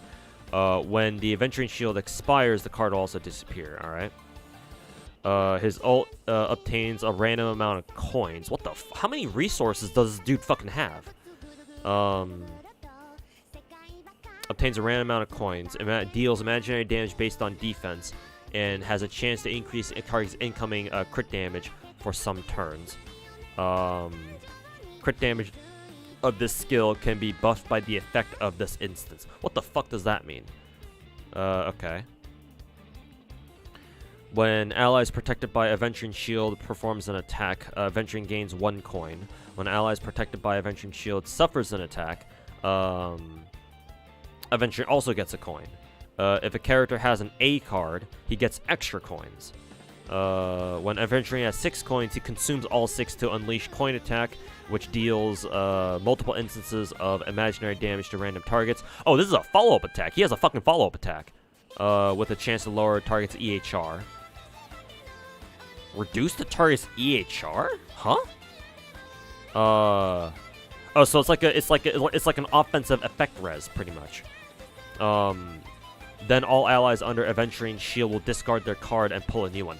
This dude is fucking... What the hell is this dude up to? Huh?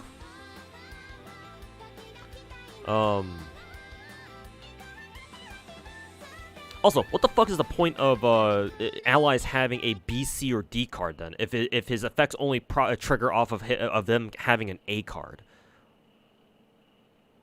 Aventurine rolls 1 dice with this technique with 3 results, 1, 2, 3. 3-sided dice. If Aventurine does not obtain a 3 after a certain number of rolls, next roll is guaranteed to give you a 3. After entering combat, defense is increased based on the result of the dice, with 3 giving the most defense.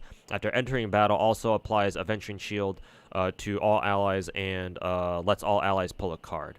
So you can use Aventurine's technique multiple times then to try to roll a 3 then. Is what I'm getting from this. Huh, interesting.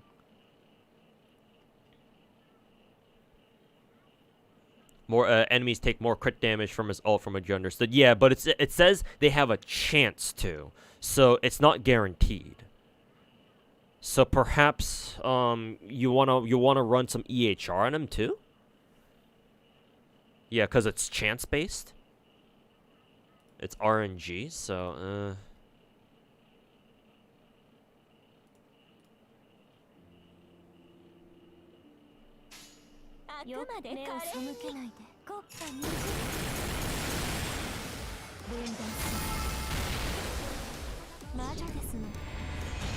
his bonus abilities are first bonus ability increases crit rate based on a percentage of his defense. That's really good.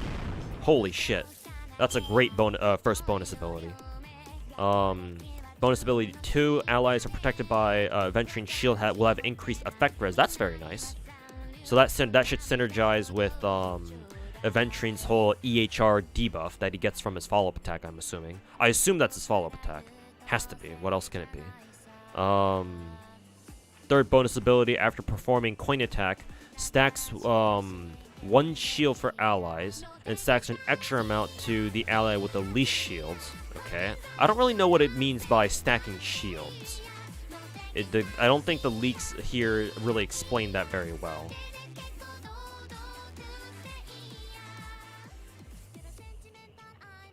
Increases duration of allies' Aventurine Shield. When he has his own shield, duration of allies' Aventurine Shield is further increased. Okay. I don't really know what the significance of that is. All allies without a card pull a card. But do the cards have a duration too? Like, allies can only hold a card for so many turns?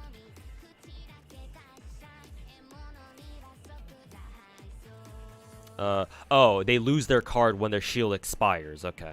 That makes sense then. Or it makes more sense. Fair enough. I don't know how good his third bonus ability is. I had to see it in action. So no comment on his third bonus ability for now.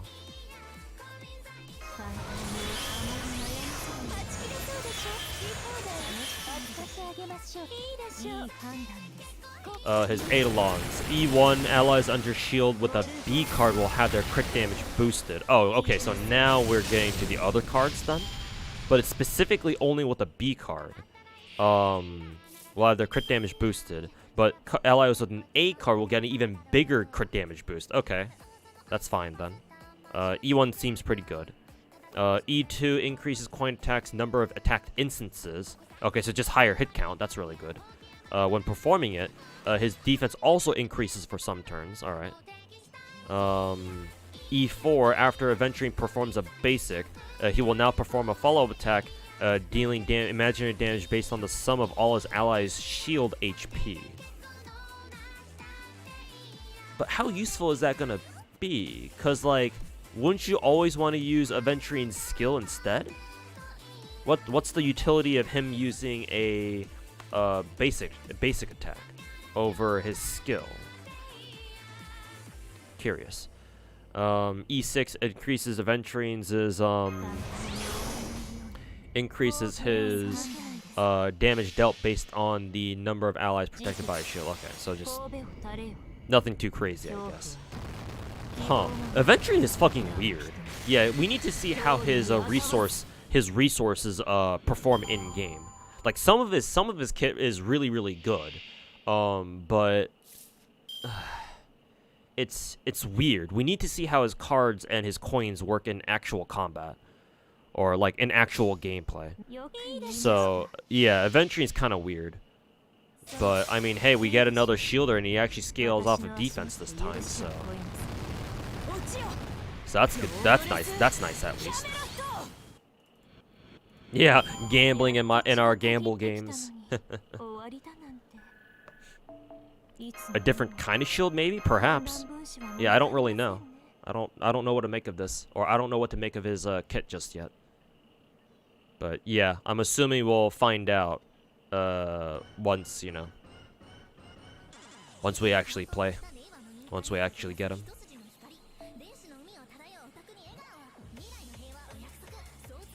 So that way he can be skill positive with E4. I guess so.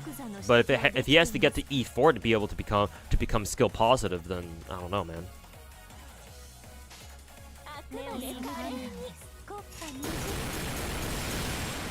So Bellabog, perhaps so, yeah.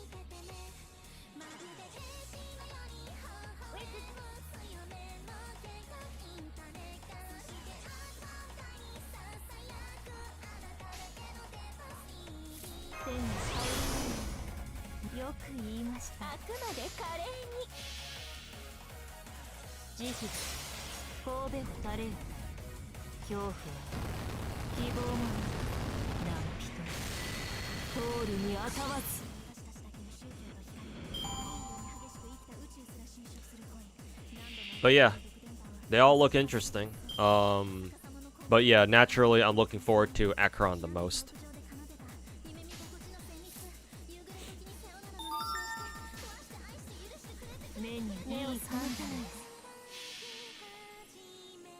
Now you just need to make sure that Star Rail doesn't put out a Jingliu banner at around the same time as Acheron. That would be evil now, wouldn't it? Did I get my input on Hanabi yet? The leak website that I have access to doesn't have Hanabi listed yet. Actually, no, we already know Hanabi because she should be a part of our current patch. Yeah, we're gonna get Hanabi after what is it? After Black Swan. So yeah, we should already know what she does. I mean, I can go over her kit once again. We should kind of already know what she does, though. No. Let's see. Hanabi does her basic is normal. Doesn't do anything. Doesn't do anything special. Excuse me. Her skill increases the crit damage of a target ally, and advances that ally's action forward by 50%. And when Sparkle uses this on herself, the advanced effect shouldn't trigger. So yeah, basically a weaker version of Bronya's skill. But instead of a flat damage buff, it gives crit damage instead. Which depending on what you're looking for, that may be better, better or worse. It's a huge crit damage boost, though. Holy shit. It gives them like 69%, which is nice. So your skill is obviously going to be very good. Let's see. Her ultimate recovers 4 skill points for the team, and then grants all allies Cypher, and each Cypher stack, for allies with Cypher, each stack of damage boost effect by her talent additionally increases by 10%, lasting for 2 turns. Alright. And when her talent is, let's see, when Sparkle's on the field, additionally increases the max number of skill points by 2, and whenever an ally consumes 1 skill point, everybody's damage dealt increases by 6%, or up to 6%. And the effect lasts for 2 turns and can stack up to 3 times. Yeah. Her talent is the best thing that she has. Because it's crazy that Hanabi's max skill point cap is on her talent, so it's always active. Like, I figure if they were going to do this, that it would be part of her ult or something, and like your team would only have like the increased skill point cap for like, I don't know, like a limited number of turns, but no, this shit is permanent.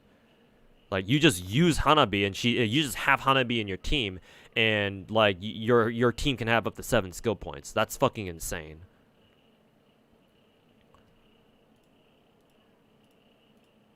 And then her technique grants all allies misdirect for 20 seconds, which means they can't be detected by enemies, and entering battle with while in the misdirect state recovers 3 skill points for the team. So you start with 6 skill points instead of what, 3, which is fucking bonkers.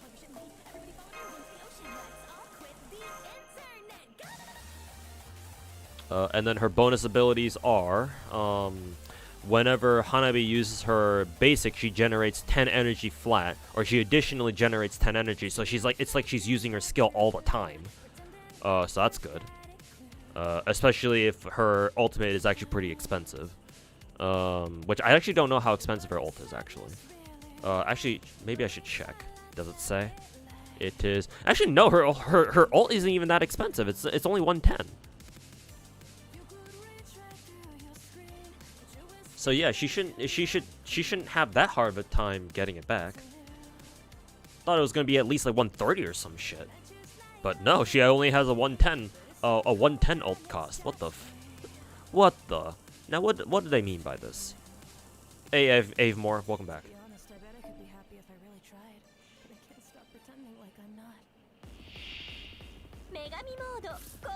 Let's see. Her second bonus ability is the crit damage boost effect provided by her skill will be extended until the start of the target's next turn. That's okay. It would have been better if it just straight up said, "Oh yeah, this shit lasts for 2 turns," but that would probably be pretty busted. But I mean, I guess that's okay. That's mainly if your character like gets their ultimate before the next turn. So that way they can still get the crit damage boost. So, but like that's not gonna happen all the time. So, Her second bonus ability is kind of mid. Not too sure how good that's gonna be. And then finally, her third bonus ability is increases all allies' attack by 15%. Okay, that's just straight up. That's great. Just a flat, just a straight up attack damage buff, or attack buff. And then when there are 1, 2, 3 quantum type allies on the team, increases their allies' attack by another 5, 15, 30%. Okay, yeah. So mono quantum time. Mono quantum Chad stay winning. And then her Eidolons are E1 Cypher effect granted by ult lasts for an extra turn, and all allies with Cypher have their attack increased by 40%. What the fuck? E2. Let's see. E2 allows every stack of talents effect to additionally ignore 8% of target's defense when dealing damage. Okay. Sure. Defense pierce? Alright, dude. Alright, bro. Mihoyo be cooking way a little bit too hard. E4 is ultimate recovers 1 more skill point. Talent additionally increases max skill points by 1. Okay. E4 Hanabi increases your fucking max skill point cap to 8? At that point, why do you even need another skill point? And then E6 is crit damage boost effect provided by skill additionally increases by amount equal to Sparkle's own crit damage. Okay, I guess that's nice, but it's not necessary. When Sparkle uses her skill, or Hanabi uses her skill's crit damage boost effect will apply to all allies with Cypher. Wow. Alright. When Hanabi uses her ult, any single ally who benefits from her skill's crit damage boost will spread that effect to allies with Cypher. Her E6 is some fucking giga brain shit. My brain is too small to understand what the fuck that says. But yeah, that seems fucking crazy. It's like, oh, I use my skill on one ally. Oh, guess what? Everybody gets the crit damage boost. Woohoo! And you get a crit damage buff, and you get a crit damage buff, and you get a crit damage buff, and you get a crit damage buff. What the? What was Mihoyo cooking with this? Also, Ramco, thanks for the raid, man. Hope you had a good stream today.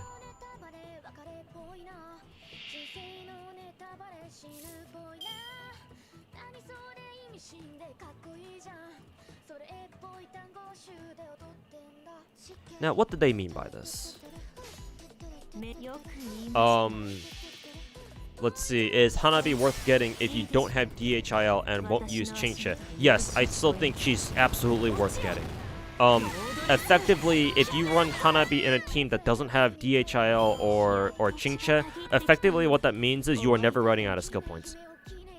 Or you're pretty much never running out of skill points. I shouldn't go that far. What I should say, however, how I should phrase it is like this. You can go for much longer periods of time just using your character's skills instead of having to like take a break from spamming skills and using the basics to make sure you're maintaining good like skill point income, right? Or skill point flow. With Hanabi on your team, like you can just spam skill over skill after skill after skill after skill for a much longer period of time. And so if you have characters, your DPS characters who like using skills a lot, which should be most of them, yeah, that means that they can just get more damage out of it. Like for example, Jingyuan, right? Jingyuan always wants to use a skill. Like there's no real reason for him to use his basic, unless you have 0 skill points when it's his turn. So yeah, with like Hanabi and Jingyuan, for example, kind of a bad example, but you know we'll roll with it.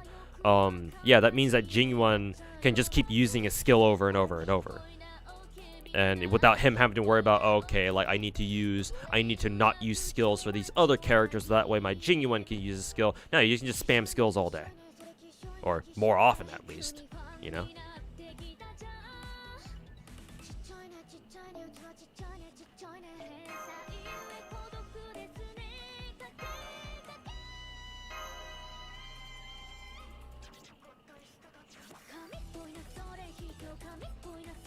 people hating on Hanabi for supposedly being racist. Twitter discovers that not all characters are you know, Genshin coded to be your favorite, your fucking closest friend. Twitter discovers that anime games are capable of creating characters that are actually kind of pieces of shit. Wow, Twitter tards getting a taste of their own medicine? Who would have fucking thought?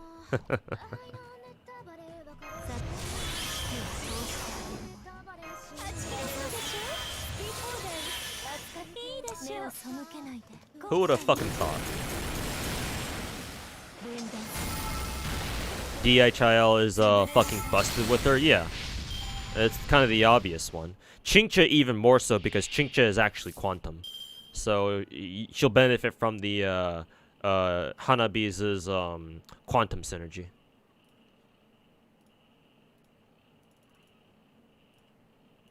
For real, for real.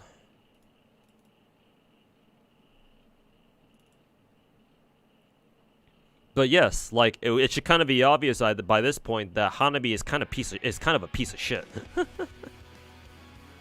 You know, she's not beating the Mesugaki and the correction needed allegations. You know, like ain't no way.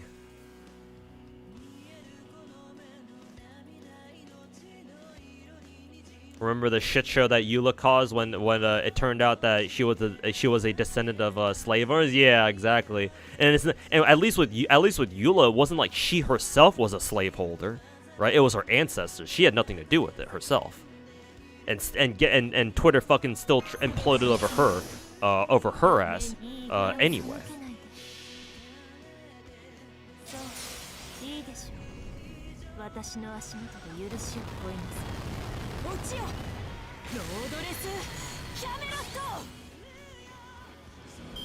But yes, I do remember that.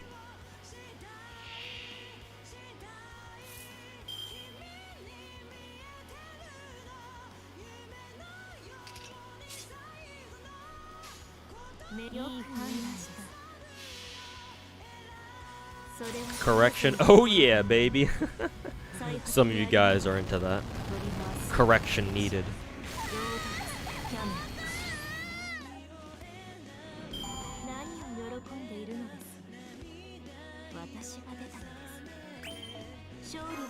Oh, somebody got increased to EX plus or whatever. That's why you hate the NPCs of Mondstadt, because they don't like the Lawrence clan. I mean, unfortunately, that's actually rather realistic, you know.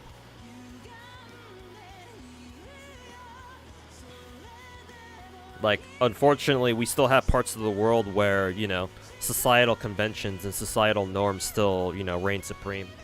It doesn't really matter, or it doesn't matter as much, even if you're kind of the exception to the rule. Nobody's gonna bother taking the time to learn that. I mean, shit, bro. That you can apply that to just internet culture in general, right? Whenever you have internet drama going around, or like you hear about this one dude who's allegedly done something really shitty, more likely than not, you're only ever gonna get one side to the story, because that's the side that everybody's propagating, everybody's fucking retweeting and sharing. So like, every story has two sides to it, no matter how fucking, at least two sides to it anyway, no matter how shitty it might seem. And like, you know, if you get Twitter pilled enough, you're going to eventually start seeing the world in nothing but black and white. So unfortunately, that's kind of realistic.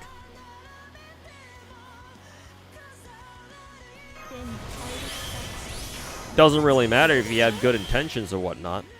Like sometimes, you know, the sins of your forefathers will just come to haunt you in the ass centuries later. And it takes a long ass time for people to get over that. I mean, shit, bro. Even in American history, it wasn't really that long ago that, you know, people were super fucking racist in general.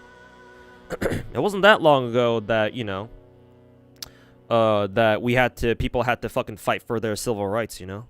It wasn't too long ago. I mean, even America has only been around for like barely over 300 years or some shit, not even. And for most of our history, people were super fucking racist. It's only relatively recently that, you know, I would say that most Americans, or generally speaking, things have turned for the better. And even then, you still have plenty of Americans who are fucking, you know, pieces of shit, even still. So yeah, unfortunately, it's kind of, I mean, the logic checks out, you know?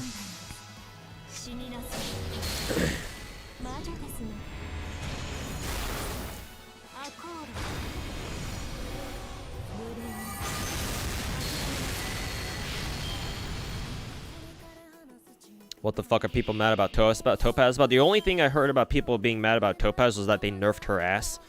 The playable version anyway, but as far as like actual Twitter drama is concerned, I haven't heard anything like that, so.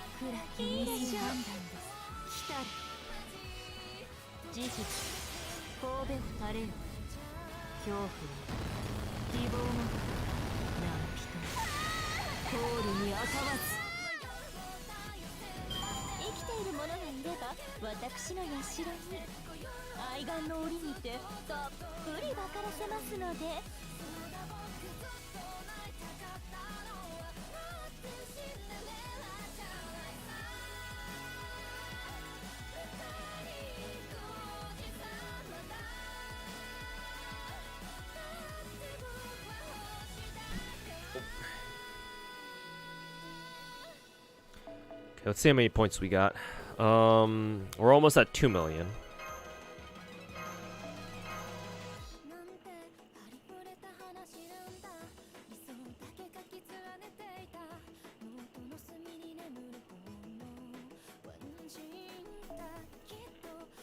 Twitter tards can't compute morally gray characters or gray morality. I mean, here's the thing though, to be fair, most people are either do not want to or are incapable of like committing a lot of mental capacity in like trying to decipher or like trying to like digest like complicated situations, characters, or, you know, circumstances or anything like that. Like past a certain point, most people's capacity to be able to, like, you know, digest or like be able to, what's another word that I'm looking for here? Like, be able to comprehend, I guess. Like things like that, more complicated things, like situations or people. Like, past a certain point, their mental capacity just fucking shut down. Again, because either they're incapable of, like, thinking that far past, or they just don't want to. Because they're too lazy. I mean, this is the internet. Of course people are too lazy, you know? At least, you know, some people are. And then you have people like, you have autistic people like me. Who plays 10 different gacha games. So it's not really that surprising. That's just how most people are. At least on the internet. They just don't want to have to see past the world and see past black and white, because it makes things simple for them. They don't want to have to think about, you know, oh, why is this character who seems evil on the surface why did they act this way? Is there anything that we can see? Is there anything else that we can go off of that will explain this? No, they just kind of jump to conclusions, be like, oh, you know, Hanabi racist, kek.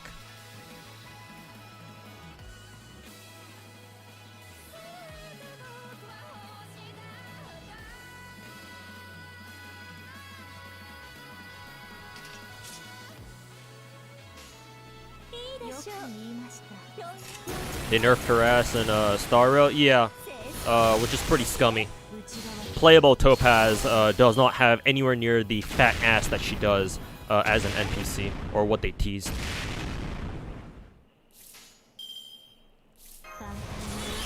So, kind of unfortunate. Or not even just kind of, it is unfortunate.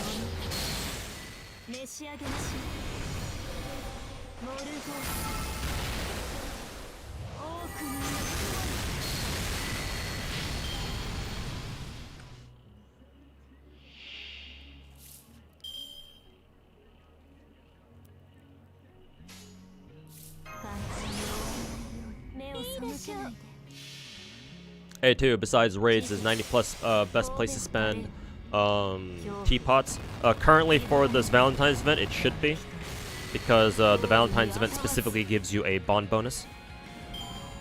And remember that your teapots actually expire, so if you don't use them, they're going to expire on their own. So you might as well use them here.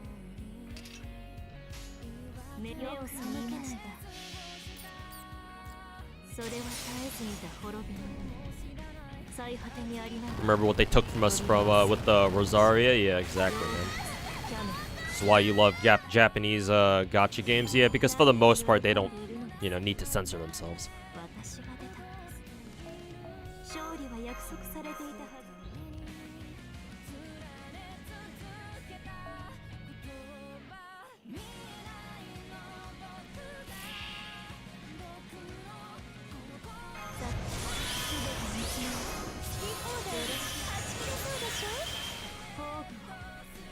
Shit, I did not mean to use her NP.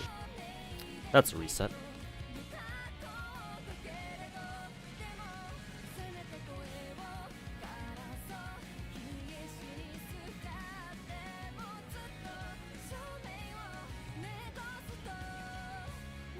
You still say Topaz has the fattest ass and thighs in Star Rail still, though? Yeah, but they could have been bigger if they weren't censored.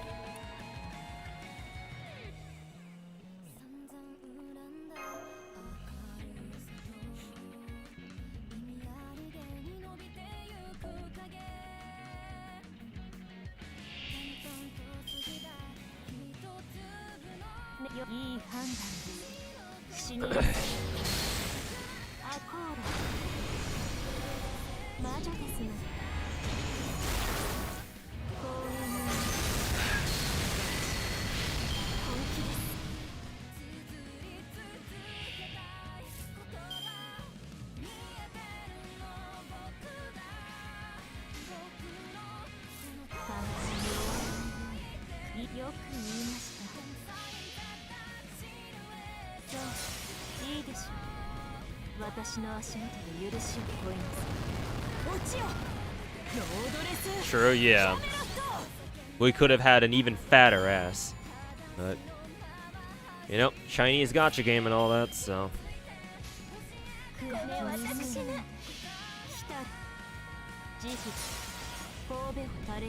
But yeah, we must leave it to the fan artists to correct, to give us back what we lost.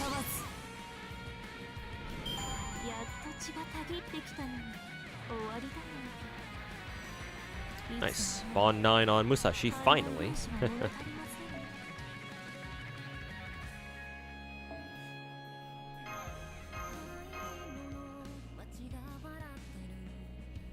Nicole's titties were the biggest disappointment? Yeah, exactly.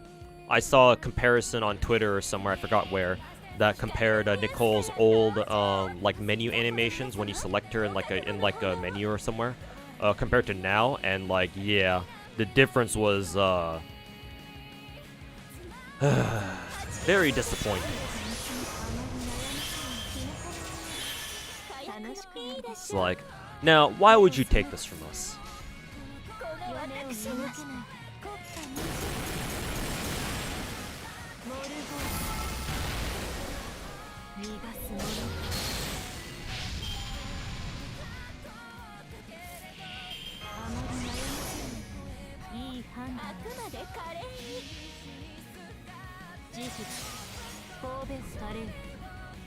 You think they're just lazy and modifying their base character models? No, Delphi. This doesn't have anything to do with them modeling their or modifying, like introducing like new body types. That's something separate. We're talking about MiHoYo censoring their characters. This is something different.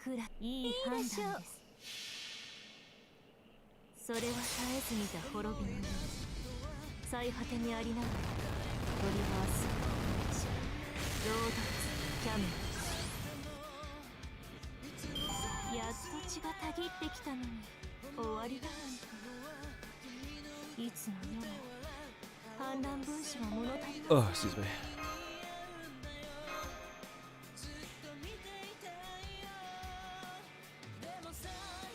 Why does the Chinese government why are they so concerned about so much about video games and JPEGs rather than their own people's livelihood though? Oh, Ren Azura. It's because they don't. If you think the CCP actually cares about their own people, I've got some news for you, buddy. Long story short, they don't.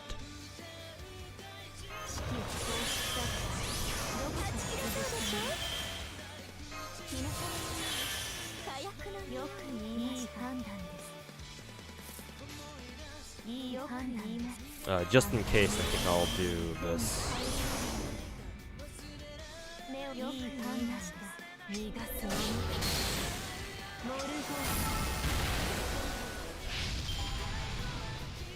That comment just made your social credit score hit the negatives. I mean, my social credit score already made the trip down to hell 3 times and back.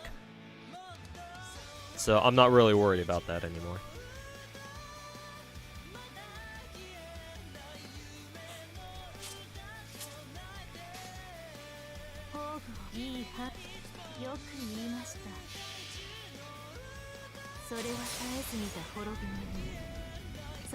CCP nuked Jack Ma, yeah, the Alibaba dude, CEO of Alibaba. So MiHoYo is scared. Yeah, the CCP's been cracking down on big Chinese corpos for like a while now. Yeah. So ever since Genshin fucking blew the fuck up, yeah, MiHoYo is scared of attracting attention from the CCP. Yeah, because they know for a fact that the CCP will gladly take any excuse to fucking knock MiHoYo down a peg for money or whatever the fuck. I mean, it's mainly for power control.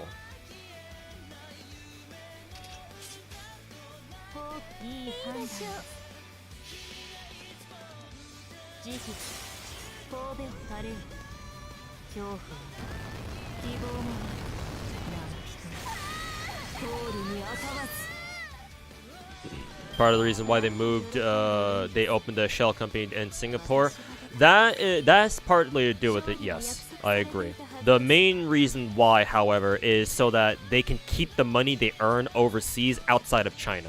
Because what you need to understand about the Chinese economy is that they are an investment-driven economy for the most part. Yeah. So for the most part in China, their economy is run by investment. So what that means is the government just throws however much money they want at anything that they feel like they need to do, that they need to do, basically.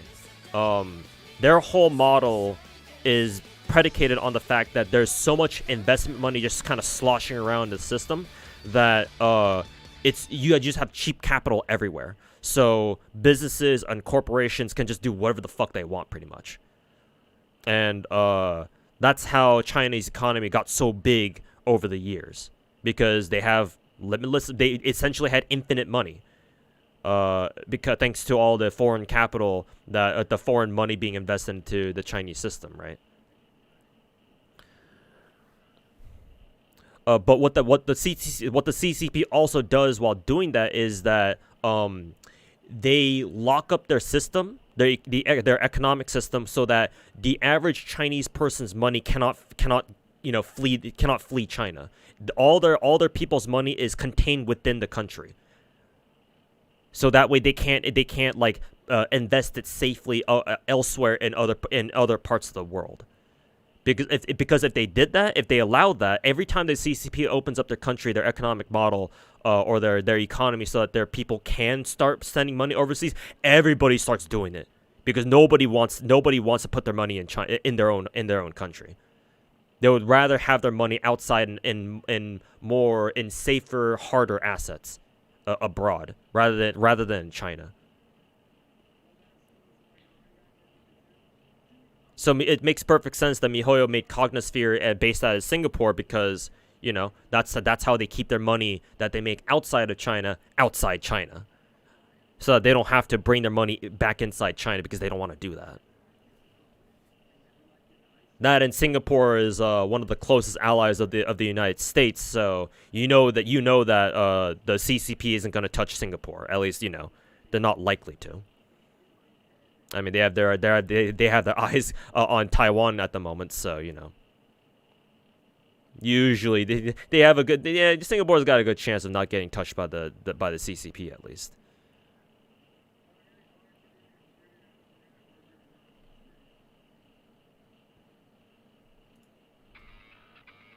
Stonks.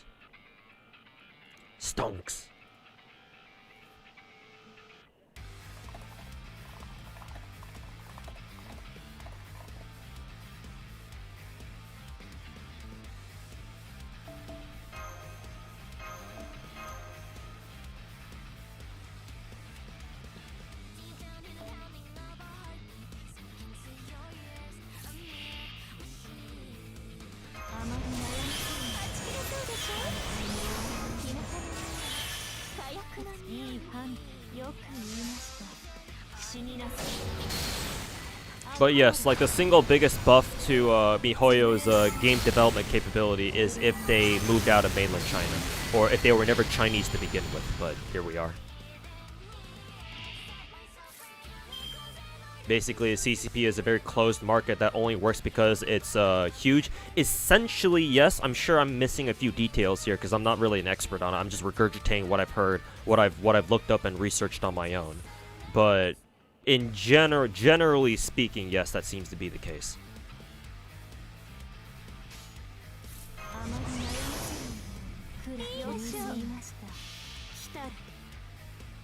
Yeah. It's possible because there are, what, 1.2, 1.3 billion Chinese people in existence.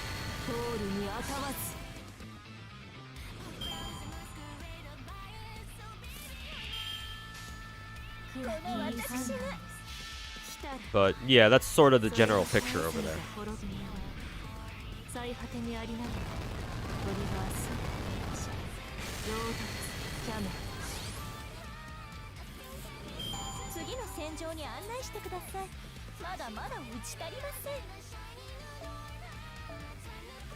Nice. Alright, I broke 2 million now.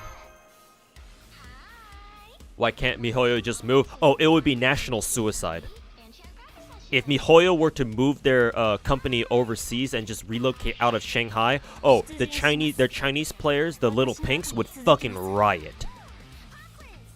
Like they would literally kill their own presence in China, in mainland China. So they can't move. They're stuck in China.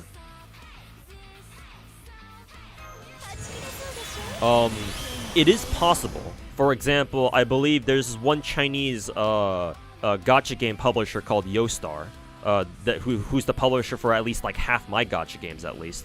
YoStar actually did move. They did relocate out of the mainland, and they relocated over to Tokyo. But I'm assuming they were able to do that because they're a much smaller company.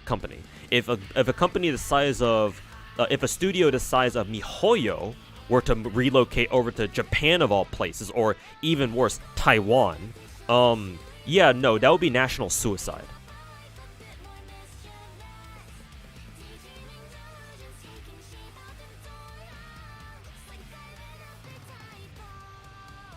Their model of copying and fucking kicking people out and working for 30 years. Chinese doing what Chinese do best.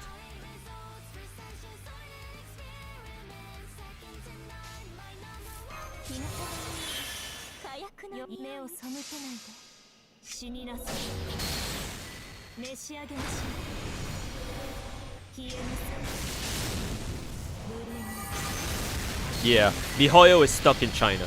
They can't just leave. Because if they do, that's the end of MiHoYo as we know it.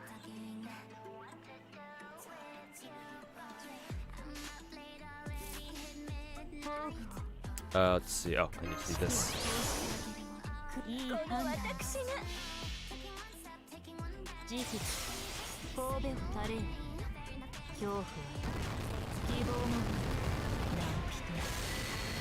So in China, democracy doesn't exist? No, hell no. Like, democracy is imperfect. There's obviously no perfect form of democracy. Democracy has plenty of problems. You know, the whole joke about democracy, obviously, is that you talk to your average person off the street and you'll see why democracy is a bad idea. The problem is that what else is better, you know? No, there's no democracy in China. It's a dictatorship. It has been for ever since what? Basically, this entire history. I don't really know if there was ever a point in time in China's history where it was a legit democracy. Maybe back when the ROK was in charge of the mainland before they lost to the commies. Before they lost to Mao and Mao took over.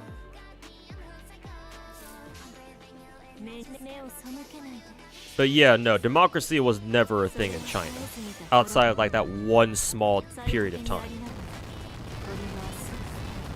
Yeah, they're still communist. They're definitely still communist. Matter of fact, the hope was that China would gradually turn democratic. I mean, that's why we Americans, starting with Nixon, I think, started going to China, right, to invest. We mainly did it to take advantage of the schism that was going on between the Chinese and the Soviets. You know, enemy of our enemy is our friend kind of thing. So we started investing into China, starting with Nixon, back in what, like the 60s or so. Yeah, to basically build up China as like a bolster, like a what's the word I'm trying to look for here? Like a buffer state, kind of, against the Soviets. So that way, in case, you know, the Soviets started invading Europe, we could be like, the Americans could kind of pressure China to be like, hey, so you wanna go bother Russia on the eastern side? Yeah.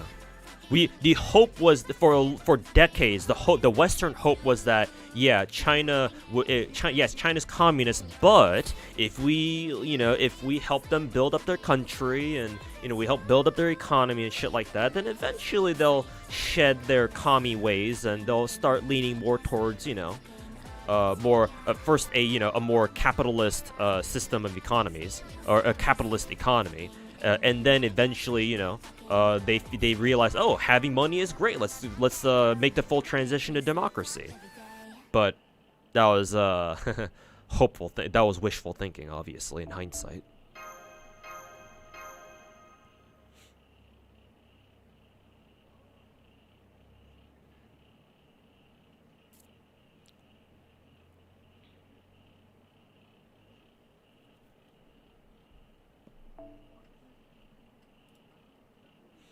That's why the UK sold Hong Kong back to them. Yeah, exactly. And I read about back when they did that, like hundreds of thousands of Hong Kongers left immediately as soon as the 99-year lease was over, because they were like, nah, fuck this shit, we're out.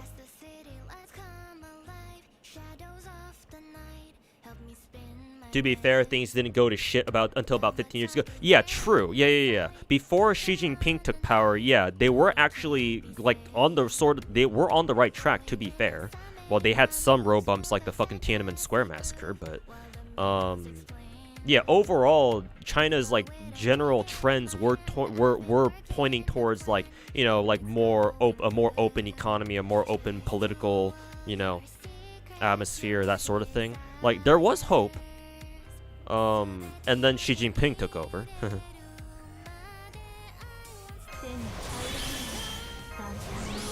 And then yeah.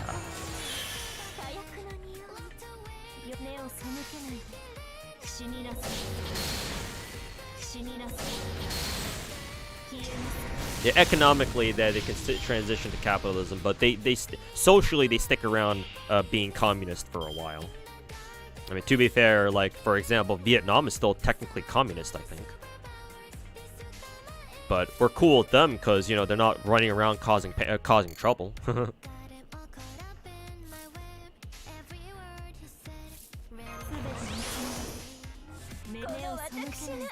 Hey Chrono, welcome back. Yeah, welcome to the stream.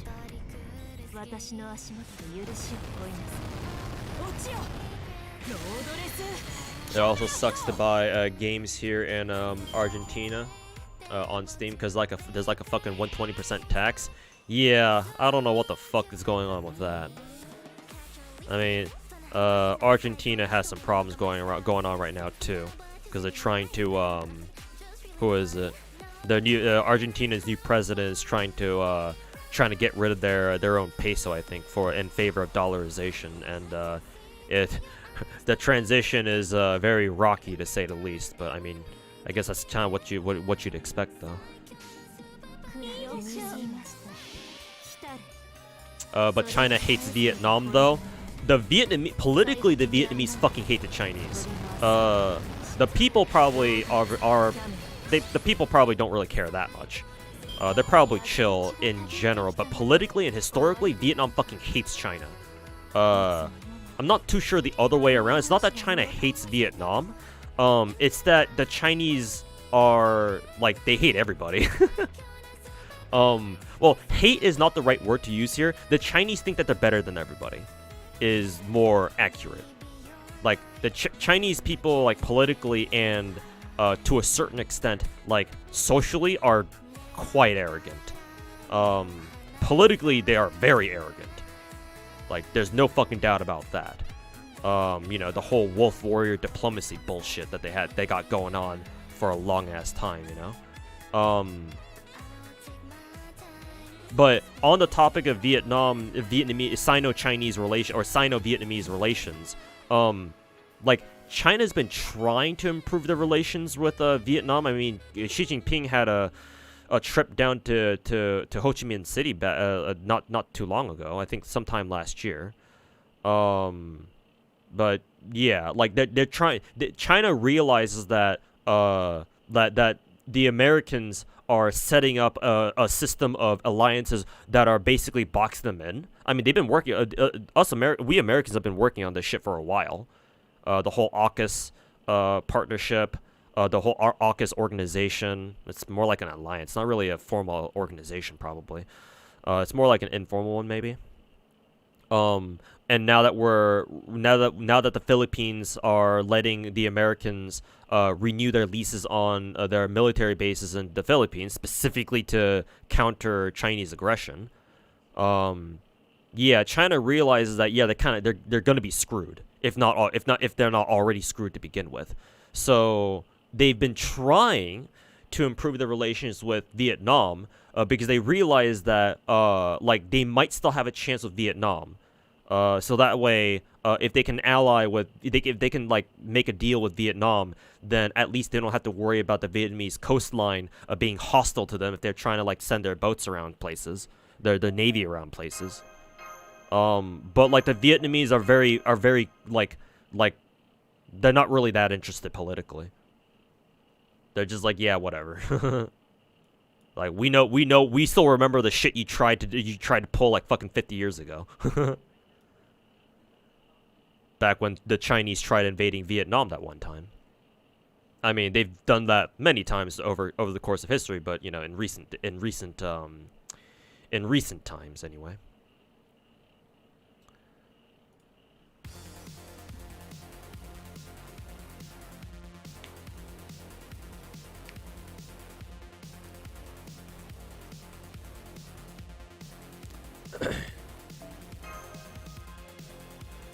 eventually China will go anti-communism. That doesn't really mean much though. Like most likely China right now is fucked. They have so much shit going on right now that like I just don't have much hope for the future of China, to be honest, as it is right now. Like demographically they're fucking screwed. Politically they're fucking screwed. There's just way too many problems with the Chinese system that like I'm genuinely worried about how it's gonna look in like, I don't know, like 5-10 years from now. Like I'm not sure if they can survive with all the problems that they have going on. Like most people just don't see it because, you know, oh, China's strong and all that, but like it's like I'm genuinely worried. It's not like if the worst happens, like it's not going to be pretty.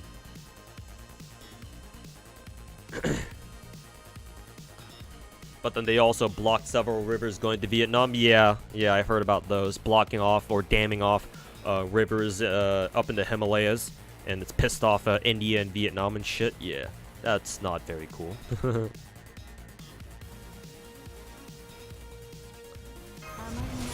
That wasn't very poggers of them.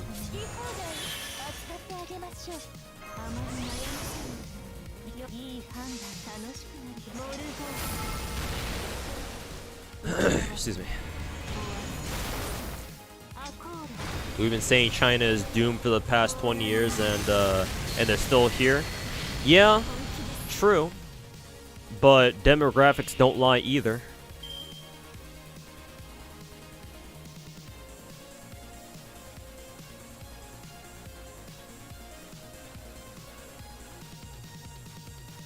Like, I'm sure they can still, if they actually try hard enough and they realize the sheer extent to which they are fucked, maybe they can figure out something that'll salvage their system. Like, I don't doubt the Chinese to be able to do that, but like the problems that they have now, like I'm not sure, man. And you know, you see, you call wolf enough times, and eventually one will show up, right?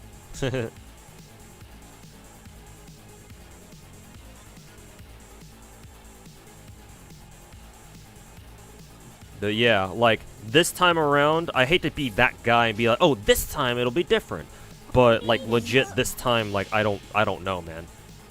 Like, things are not the way they used to be. Just from demographics alone, like, the situation in China is pretty bad.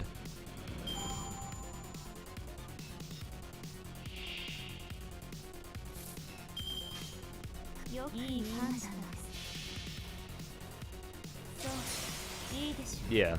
That being said, it's not like China is gonna, you know, fucking fall apart tomorrow. Like, these things take time, right? Like, they're still okay for now. Also, what the fuck? Why did my support Morgan not do any damage then? I guess I didn't use her Buster buff. Yeah, I didn't use Coin Scott's Buster buff there, so that'll explain why.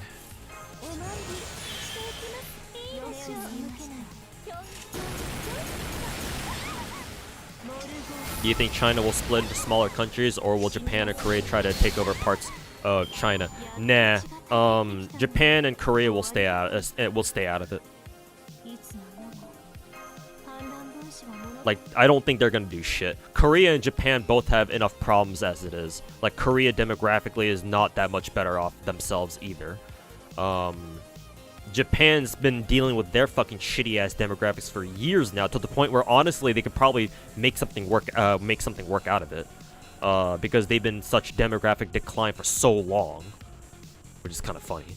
But, yeah, no. Like, if China, when China does collapse, I don't think Korea or Japan is going to really do anything. Well, first of all, Korea has North Korea in the way. If China collapses, North Korea might make a move because they realize without China to back them up, they're on their own. Or at least, I think they know that. So they might, like, once they realize China no longer really exists, as they've known it for the past, you know, 60, 70, 80 years, they might do something. And so when they do try something, the South Koreans are gonna have their hands full dealing with that shit. So no, I don't think Korea is gonna do much. Neither will Japan. But China will split apart. It's just gonna be very messy. I don't know how that's gonna happen. I know for sure. I think the most likely outcome will be that the southern coast, the coastline, and the southern parts of China will secede for sure. Like historically, the southern parts of China have always been pretty secessionist. Like they've always kind of liked doing their own thing, which is why it makes sense where Hong Kong is where it is, right? Countries like Tibet will for sure declare their independence, because well, who's gonna stop them at that point, right?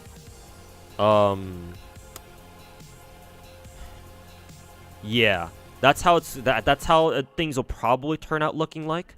The southern cities and the southern regions of China, like especially and the coastlines of China, breaking away and being their own thing, and they'll integrate further with international shipping lanes like they always have. But they'll just be even more entrenched into it because that's what they're gonna rely on for like food imports and shit. Because because the China's farming sector, their agriculture sectors are all up north, either northern China or like central China maybe. But their bread baskets, their bread belts are up in the north. So if China breaks apart, the south will no longer have access to the north. So they're no longer be able to get food from the north, which means they have to rely on international trade to feed themselves. But at least they have an option. They'll be able to survive, even if the transition is going to be very painful for them. Central and northern China, I don't know. I don't know, man. Shit's gonna be whack. It's gonna be bad.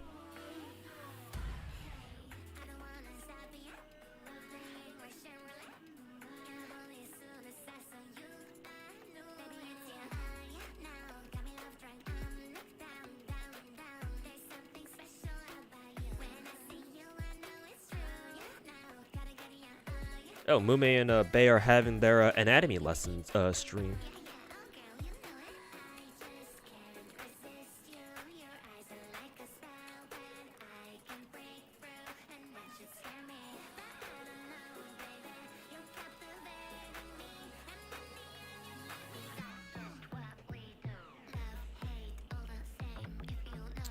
At this point, the only way for Japan to fix the demographic problem is immigration, but they're still pretty against it. Well, times are changing. The Japanese have understood for a while now that they need to do something about the demographics before, the entire Japanese population dies out. Though obviously that'll take time. But they at least understood. They've known for a while that it's a problem. They've been trying different things, but I think recently they've come to the conclusion that we should kind of open up the country to more people. So now compared to before, compared to historically speaking, it's a lot easier for foreigners to come into Japan now and live in Japan. That's why you see a lot of VTubers lately and just streamers, content creators in general, move to Japan recently. I mean, if you've ever wondered why a lot of streamers right now are visiting Japan right now, it's because now is a great time to go to Japan. A weak yen, and then the country itself has opened itself back up to foreigners again because of tourism. Especially from the last couple of years of COVID. Really hit them hard. So how are the dakis in the back hung? I use wall clips. Wall clips that you can stick onto the wall, and then they're kind of like clothes hangers, kind of. And they just hang from there.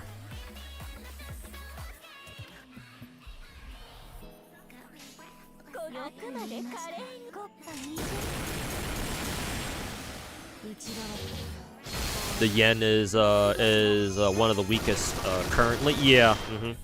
So if you're like American, especially, you can get a lot of yen right now, or the exchange rate is in huge favor of the Americans, or the U.S. dollar at least.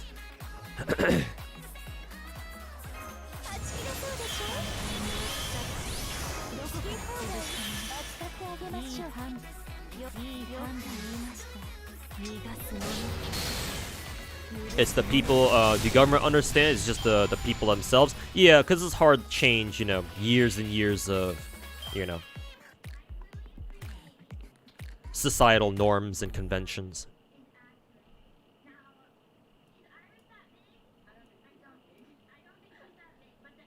I think for now, at least, the government will largely restrict like foreigners to living in like metropolitan areas like Tokyo and maybe Osaka. If Osaka even is a city, assuming that's even a city, it's probably just a province, but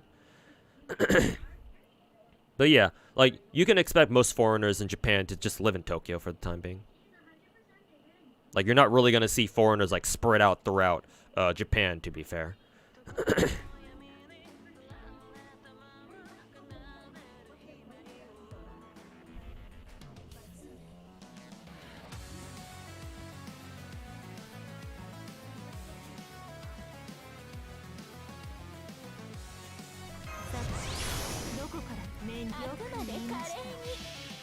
Working for a Japanese corpo sounds like a nightmare. I know, right?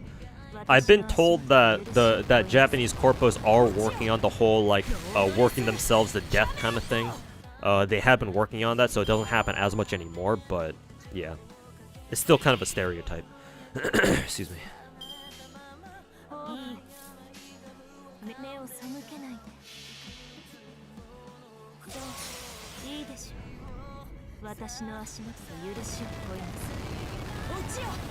Yeah, friends in Japan, they hate immigrants, and there's already a lot of rowdy, annoying foreigners. Yeah, we've heard of the incidents, right?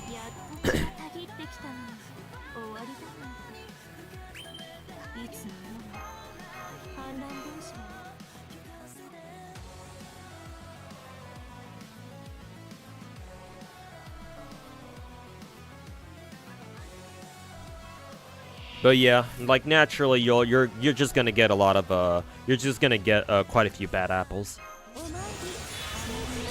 Like that's bound to happen.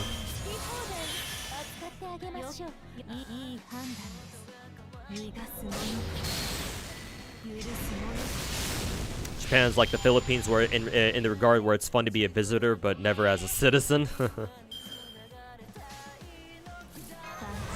When will you play Dokkan Battle? I don't know. Probably never. I'm not really interested in Dokkan Battle myself.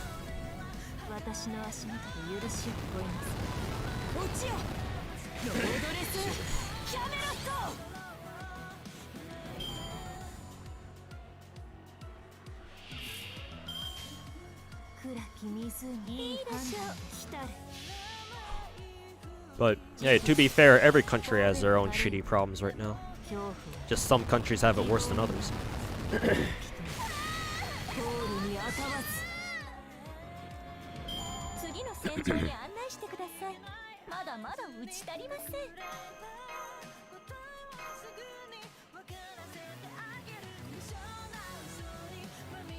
As Gacha is way worse than FGOs, and that's saying something. Sheesh.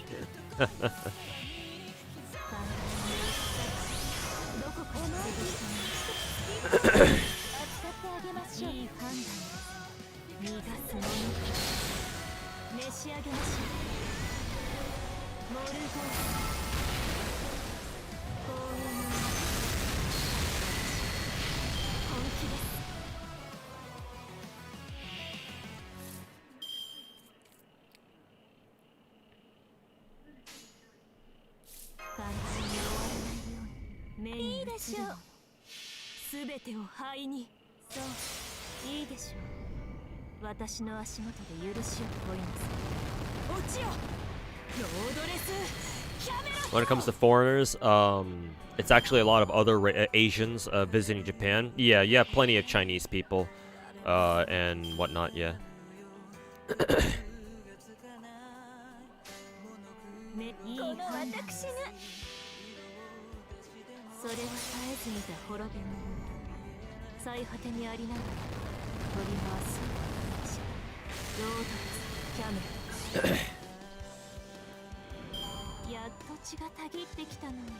終わりだなんていつの世も反乱分子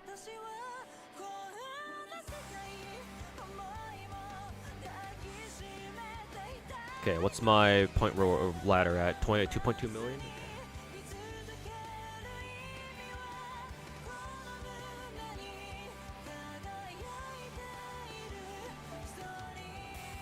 Well, MP5 Andromeda, I fucking wish, dude. Maybe in 2 years' time, I'll have another stable job, and I'll be able to MP5 her ass, but...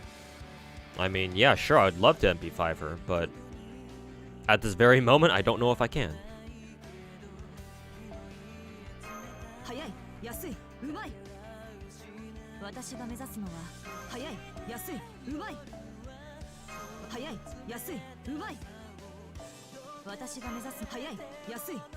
Does Bazette just keep saying the same line over and over? Okay, no, she actually has a different one. Let's see. Okay, yeah, then I've cleaned out the entire shop then. I bought everything that I wanted from the shop.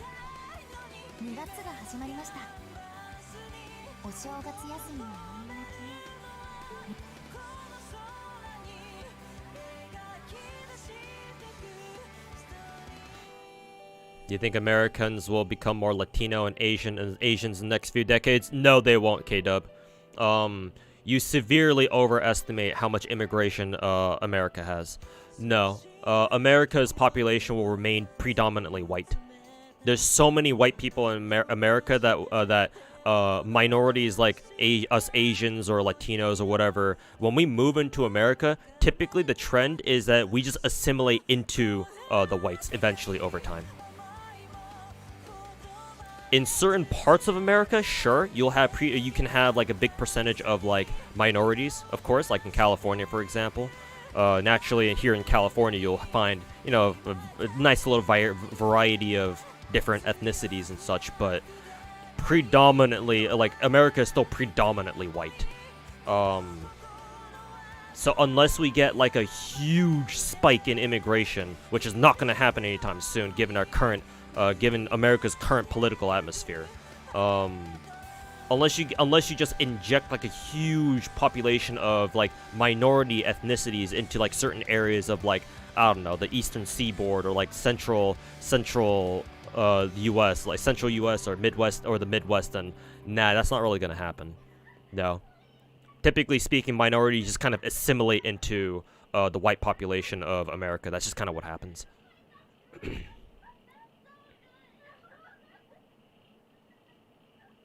Time to farm points on the other node. Oh yeah, that's right. I can go back to here now. Oh yeah, you right.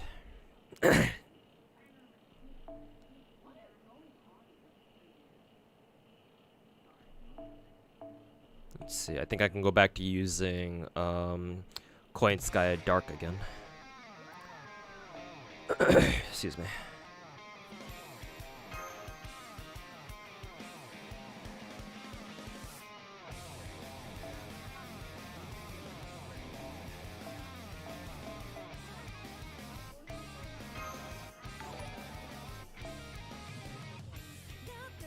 Oh, excuse me. Silver Meteor, thanks so much for the 44-month resale. Welcome back.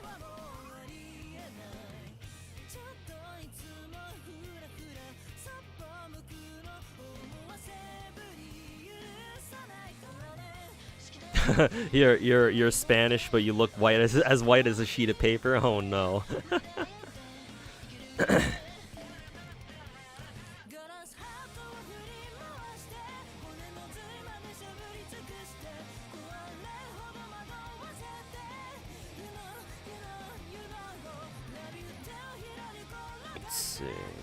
I think I wanted to bring a Coin Sky Light here.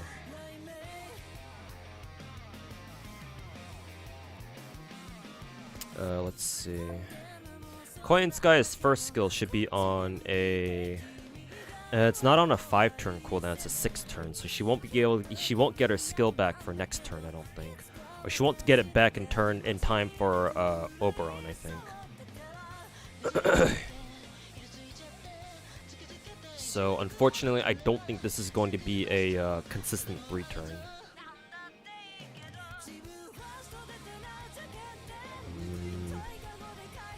Maybe you can still make this work with, who is it? With crits, I guess? Perhaps? But that assumes we get a lot of Buster cards.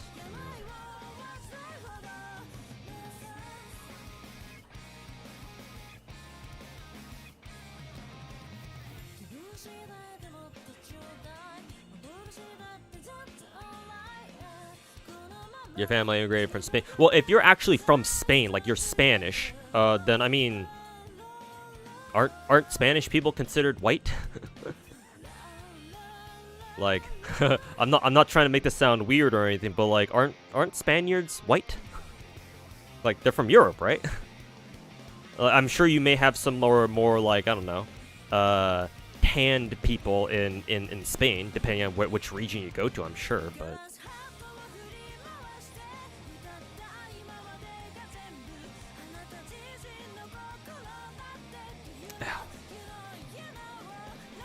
And not only that, but what is it? Dark is only a E rank.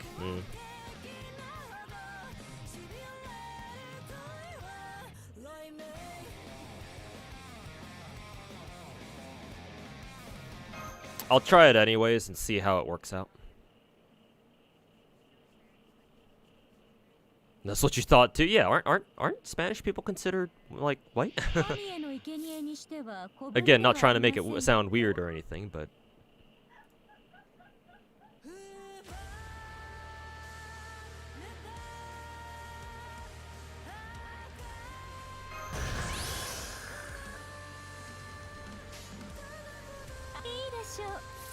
let's see.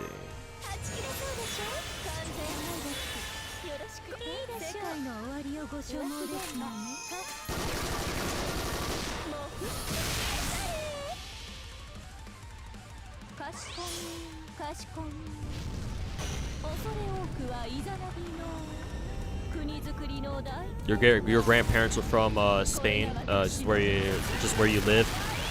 Minority stereotype themselves. So if you're from a Spanish-speaking country that isn't in South America, they just kind of laugh at you. Oh no. Yeah, that sounds about right.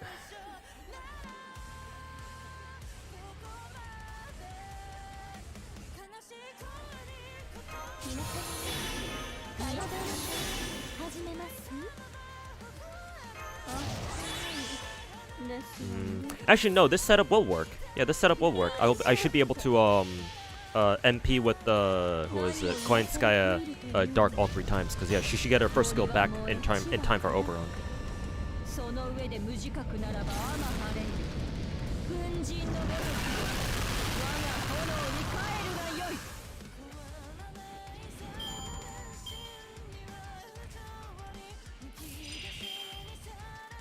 See here. Yeah, we just swap out Quiet Sky Light for Oberon here. And yeah, we good to go. Actually, I'm pretty sure I don't even need to use my Oberon's what is it? His 3rd skill here. I was doing 90 plus. Yeah, no, somebody in chat told me to go back to level 90 now that I don't need to worry about farming out shop now. So yeah, I'm back to level 90. Only berserkers. So Koi and Dark should just eat these guys up for breakfast.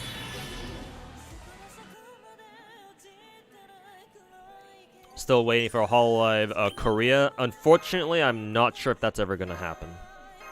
I don't think Hololive has any plans of expanding into Korea anytime soon.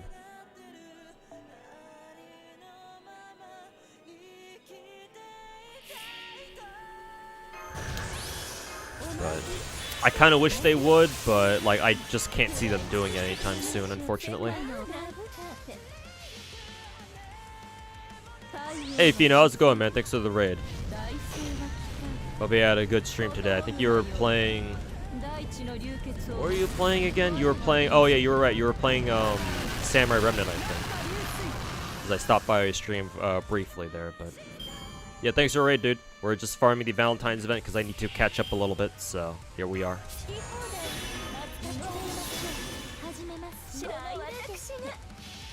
bit of FGO and Samurai Remnant. Every time I see the acronyms SR, I immediately want to say Star Rail. But yeah, hope you had a good stream today.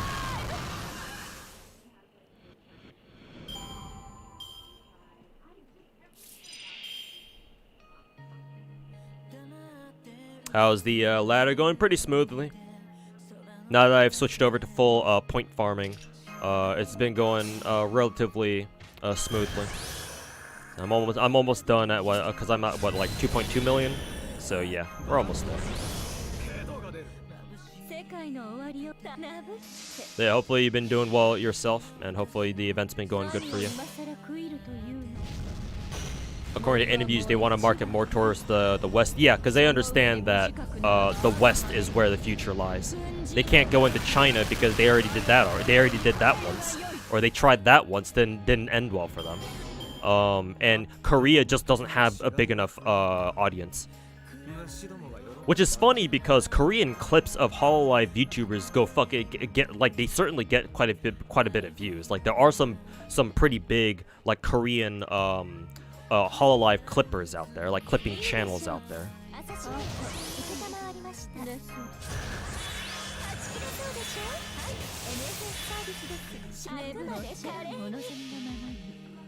Yeah, Hoyo Pill with the SR acronym. Yeah, exactly.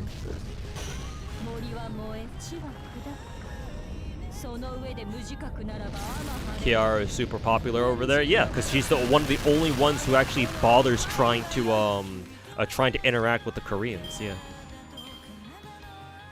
Like, she's, I think, the only holo girl who has a song in Korean.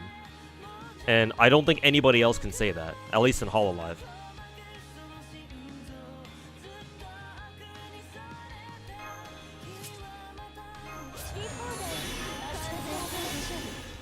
So yeah, of course the Koreans will appreciate that. I believe Toa has a decent Korean following too, because she frequently plays with Korean like VTubers. I think one of them is named Selly or whatever. I think at least back in the day she used to play in a lot of Apex tournaments, and frequently she would have a Korean teammate. I forget what his name was. Probably Selly or something like that. I think she played like either Left 4 Dead or like Valorant with them somewhat recently in like the past month or so. So Toa has a pretty good Korean following because of that. More so than the other holo girls, at least.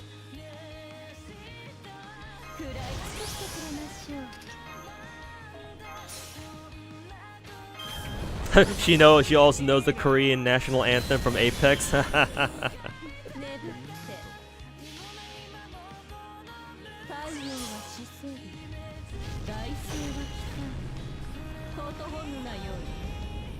You think Ina will try to talk more in Korean or sing in Korean? Nah, not really. Not really, no. If she wanted to, she would have done so already. But she rarely speaks Korean.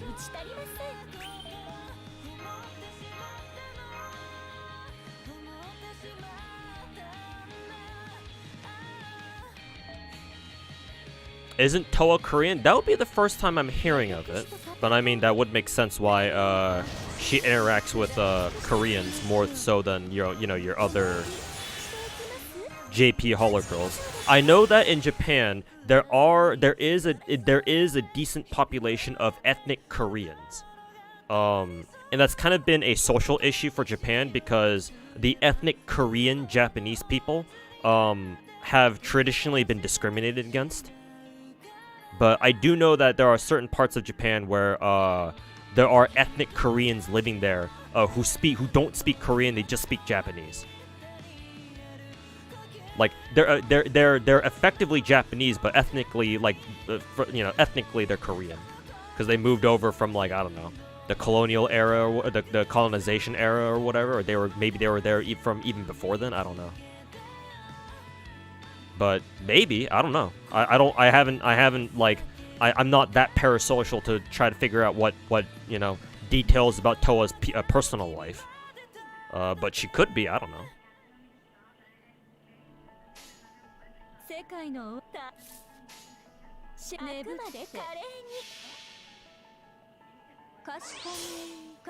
Hey Luis, welcome to the stream.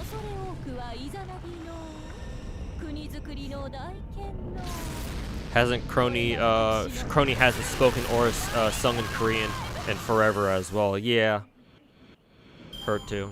Doesn't Ina speak Korean fluently? I'm pretty sure she does, yeah. Because the few times that she has spoken Korean, she speaks it pretty well. At least as far as I can tell. I'm not very fluent in Korean myself, despite being Korean.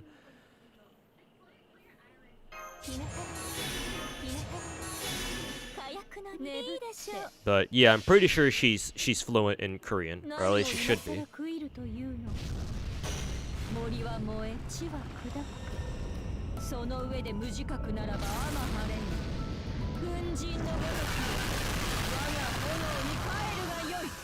Crony, you're pretty sure Crony is actually descended from Japanese Koreans? That'd be one hell of a family tree then.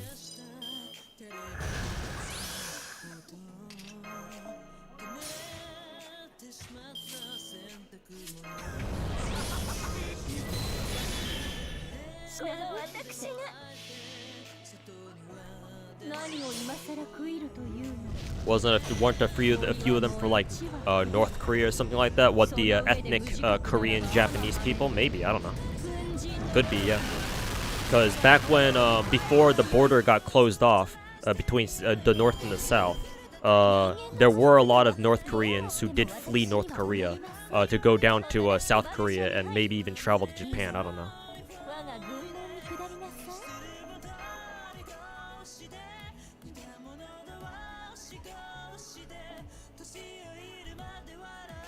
Bad blood is hard to remove, especially between the Japanese and the Koreans. Yeah.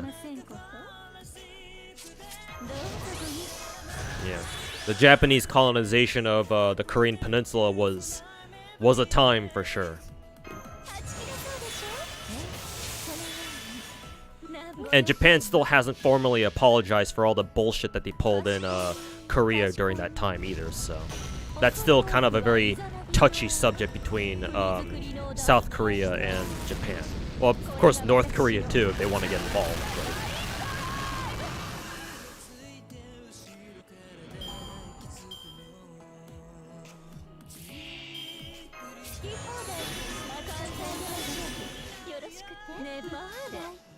It's not bad blood? I think it is bad blood, my dude.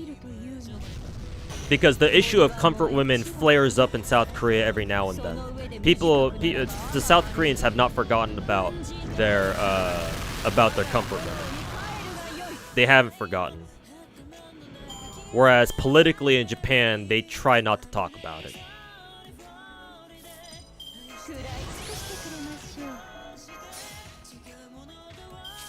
So I'm not too sure how you can look at that and say it's not bad blood, you know?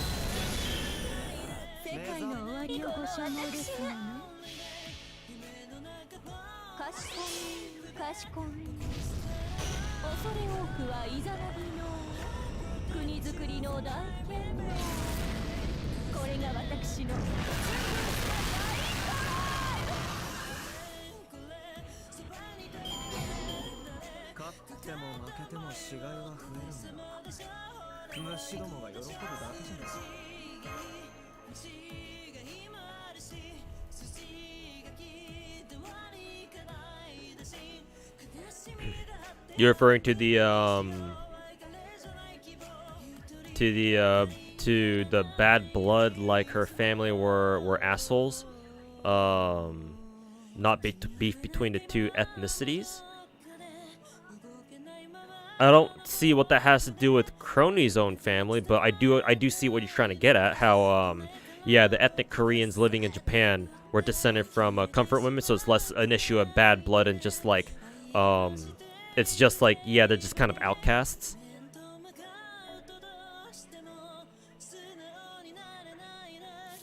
Japan hasn't apologized for shit. Not only that, but I'm pretty sure us Americans, we Americans, when we moved into Japan, we never really like put any of their really shitty generals or like top of their commands in under trial for all the atrocities they committed, like how we did with Nazis after with the Nuremberg trials.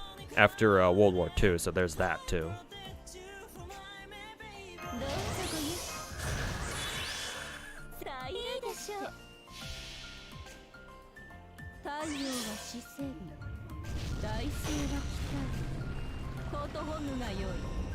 大地の流血をも我は言いず流れは落下流水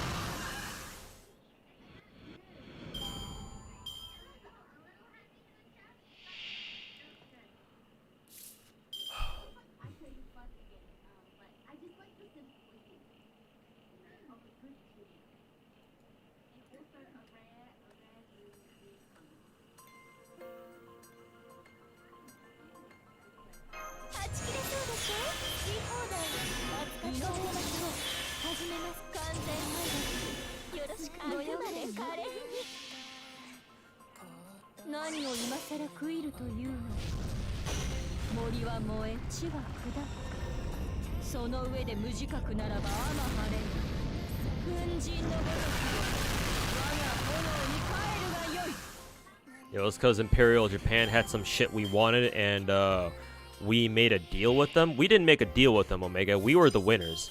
We made Japan do whatever the fuck we wanted. Matter of fact, even today, we can kind of make Japan do whatever we want. If we really wanted to push them to do it.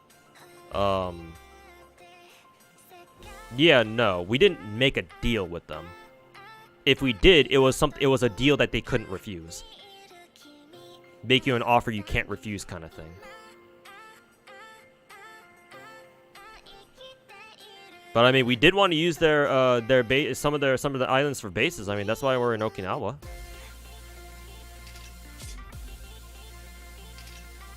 But I believe historically, right after World War II ended, we still wanted to stay there because we knew that the Soviets would try to influence the Asian spheres. So we wanted somewhere to start off with, as like forward bases and shit like that. And then the Korean War happened.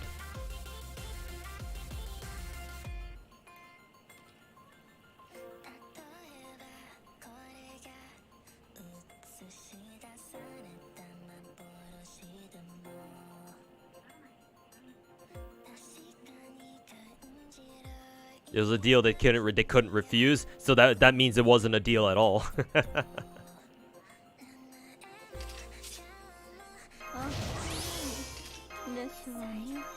Ain't no deal I've ever heard of.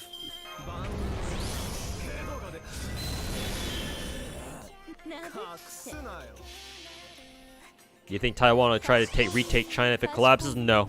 Taiwan just doesn't have enough. Just doesn't have the people.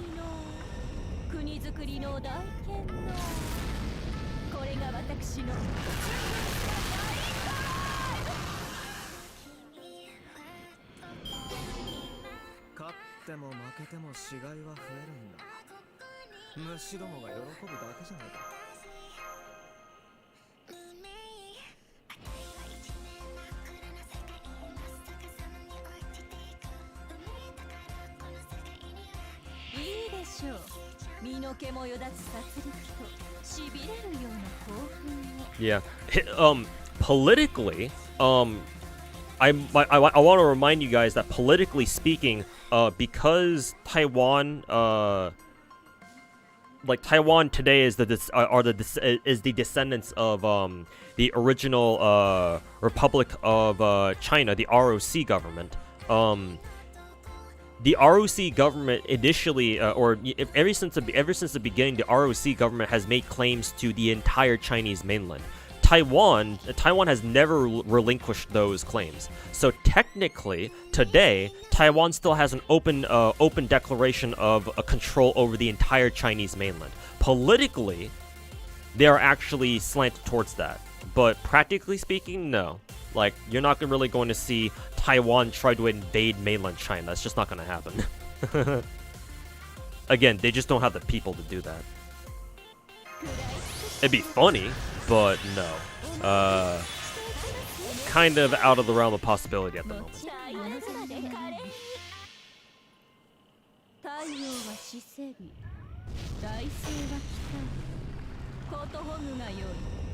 大地の流血をも我は伊豆流れ星落下流水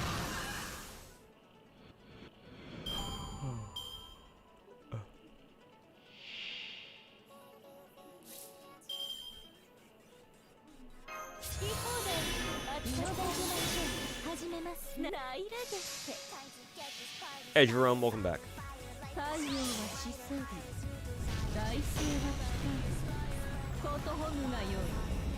Oh, excuse me.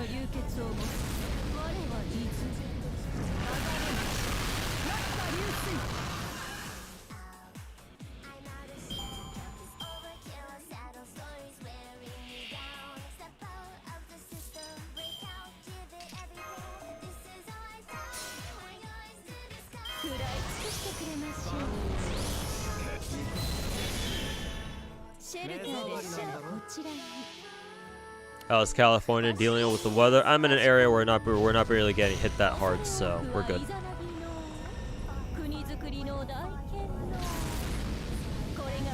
I mean, to be honest with you, California needs the rain.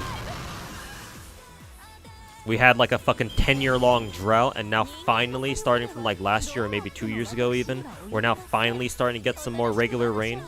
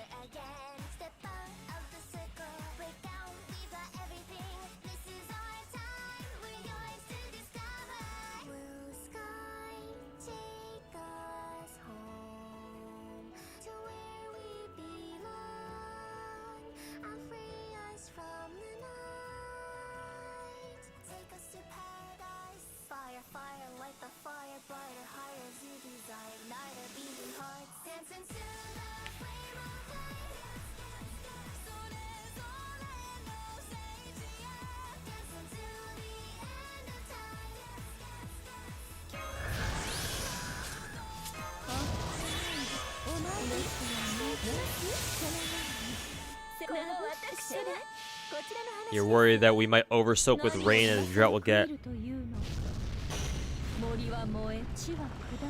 worse and longer. You don't need to worry about us, my dude. We'll be fine. Some areas might be worse off than others, but overall I think we'll be fine. What are my gacha targets for the rest of this year? Right now I'm worried mainly about Archetype Earth and the Summer Servants. I really don't want to miss any of them.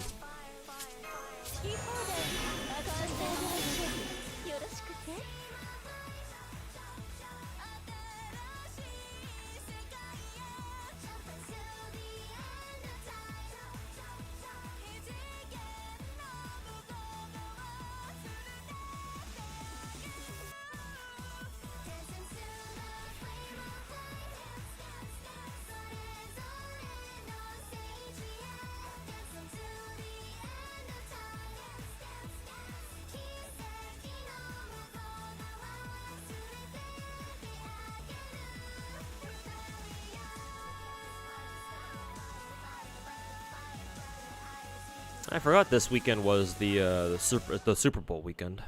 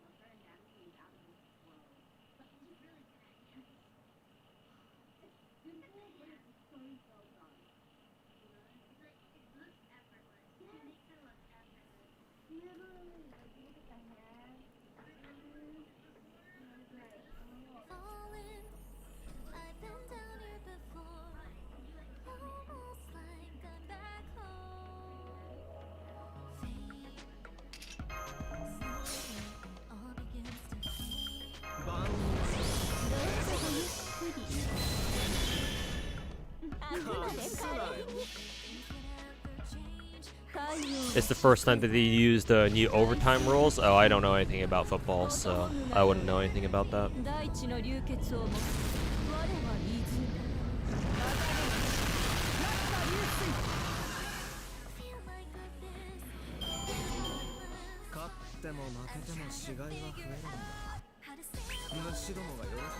Oh, new CE. I should probably equip that CE.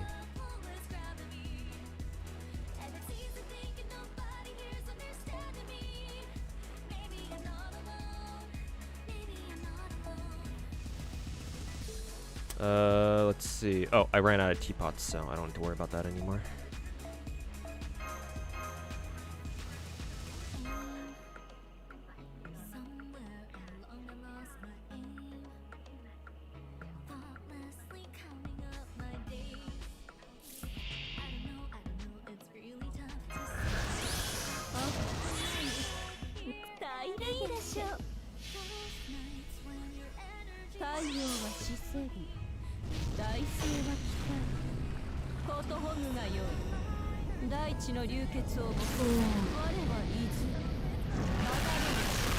Glad FGO's having Ina do FGO streams, so that way she can become the ambassador for FGO NA this anniversary. I mean, same thing with Pekora, then yeah, sure. I mean, it's not gonna really mean much, but sure, yeah, that'd be cool.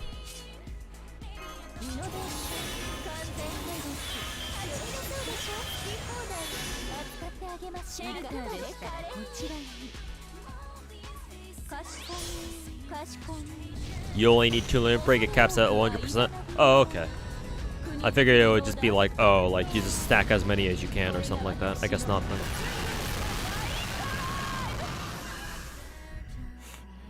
Those regular 90 give more ladder points than 90 plus? Apparently, yeah.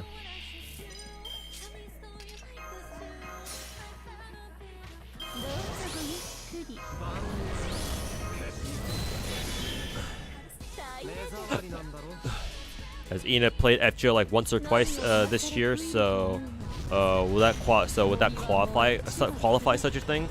She did do an FGO Camelot. She said she's gonna start reading through Camelot. She already did a stream, I think yesterday or the day before. We just don't know when her next Camelot stream is gonna be.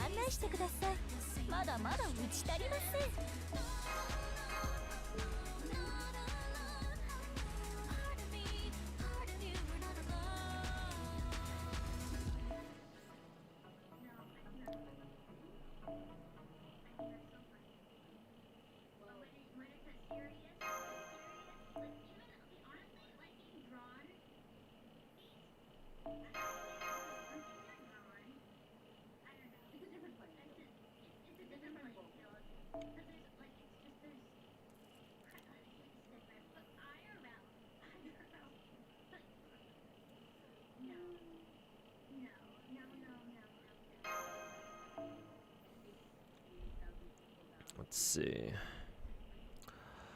What other CE could I bring here? Let's see. Mystic Code XP and Bond. This is actually perfect for what I need. And then we'll replace Orion with a 4-star, I think.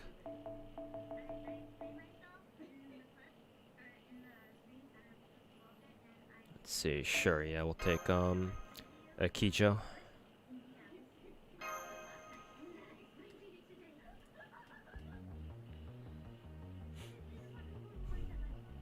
You think Blue Archive will release Rio this year? Oh, we'll see.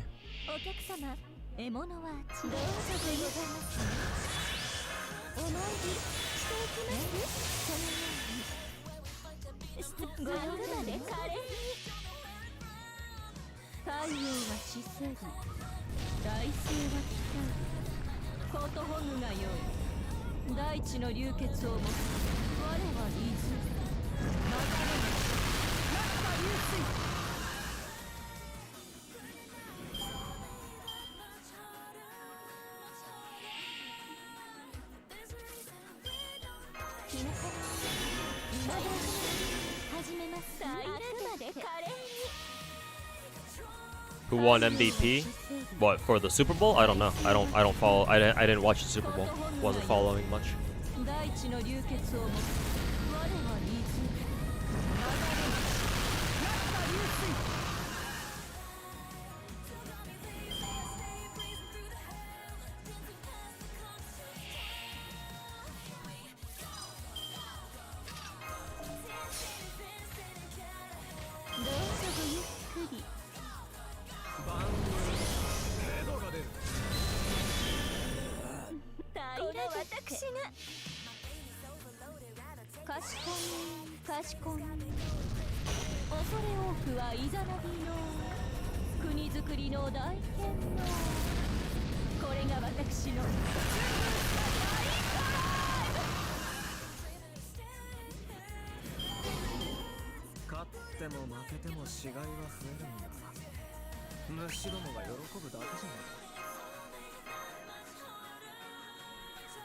Taylor Swift. Nice.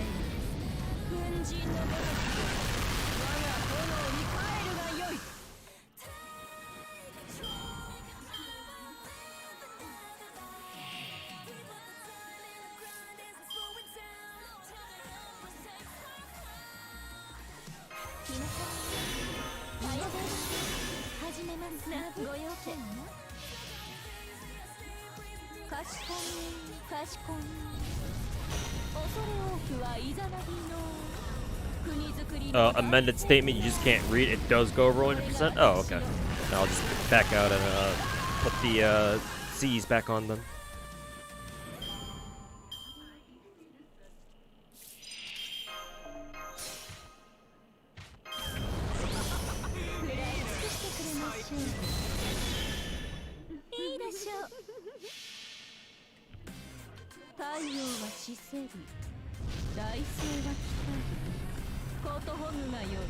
It'll be a huge missed opportunity not to release characters. I'm sure they will get released eventually. We just don't know exactly when. Because, yeah, like, we were all expecting to get Mika, and we eventually got Mika, so. Let's see, I got 40,000 points from that. So if we back out and put back our CEs, let's see how many points we get.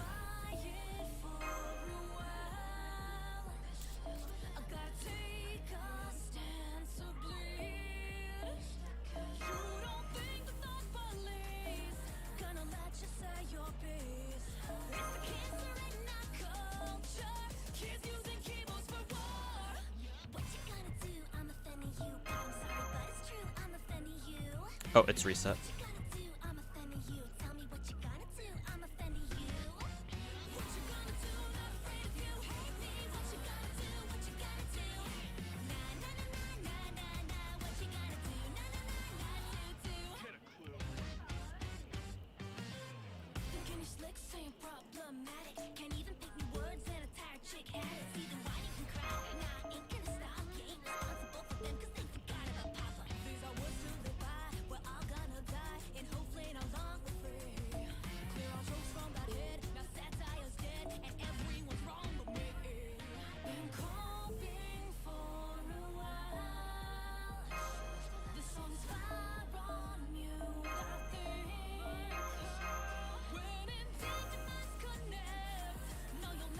Hey Vicaire, how's it going, man?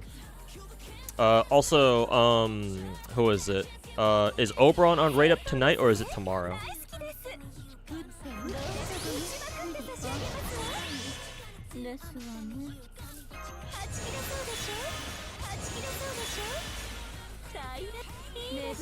Tomorrow? Okay.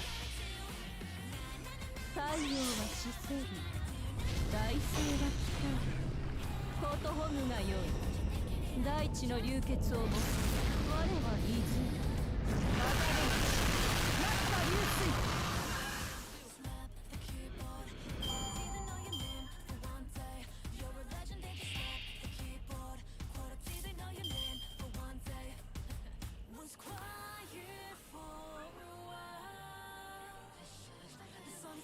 Story-wise, Rio has no firearm experience. I mean, that's not gonna stop Nat Games from releasing her as a backline unit.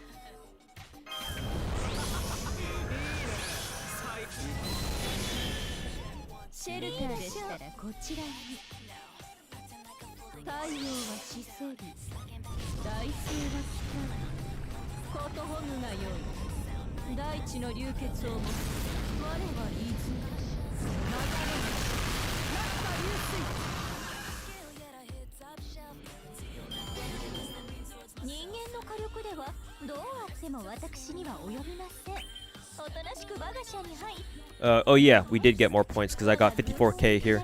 Almost done anyways, so we're almost near. We're almost there to a 3 mil. Should only take us like what 4 more runs at this rate.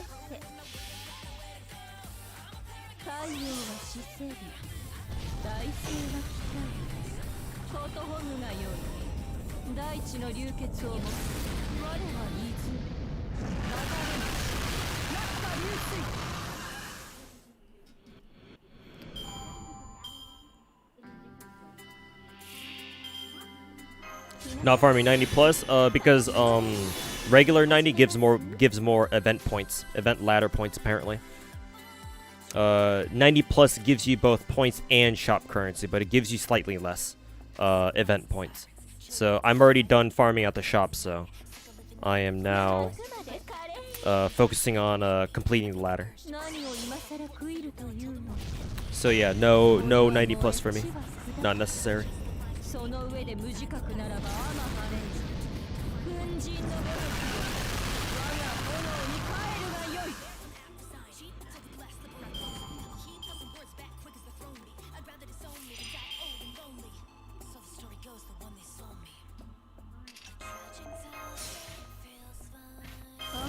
Hey Kokun, welcome back.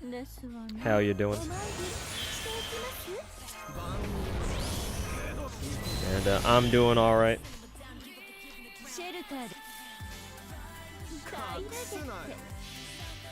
Is the bond the same between 90 and 90 plus? You know, I actually do not know if it is. Maybe somebody in chat can what is it? Can clarify that for us.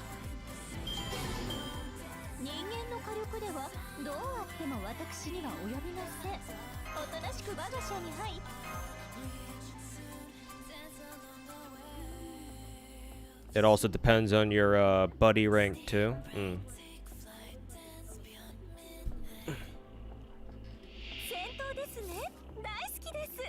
Then allow me to look it up myself, because I should have access to a link pretty quickly.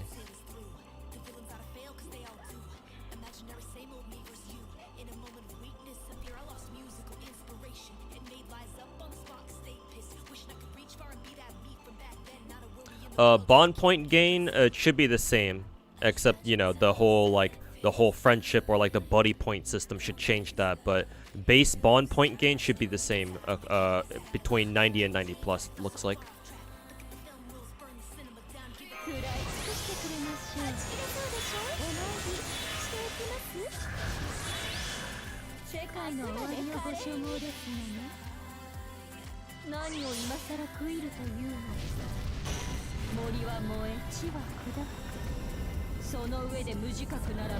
Do I never use auto farm scripts for FGO in so many years? No, I don't need to.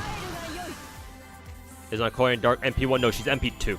I rolled the first copy of my Korean Dark on stream, but then the second copy of her I rolled off stream with just tickets.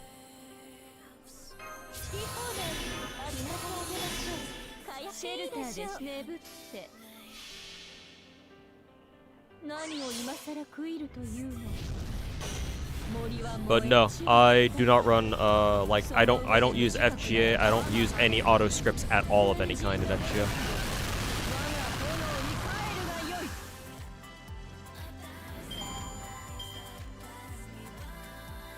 Thought I was MP1 still. To be fair, I didn't really talk about it very much, so yeah. A lot of people might not even know that, but yeah, I did mention it in passing after it happened. But yeah, if you weren't there, then you still wouldn't know. But no, my Coin Sky Dark is MP2.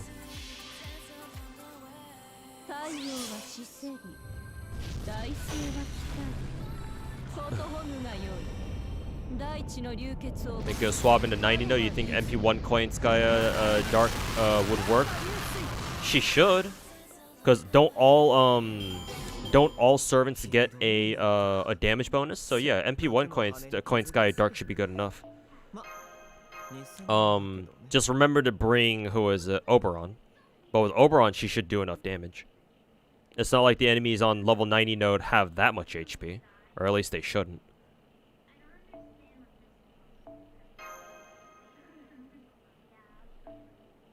Alright, one last run.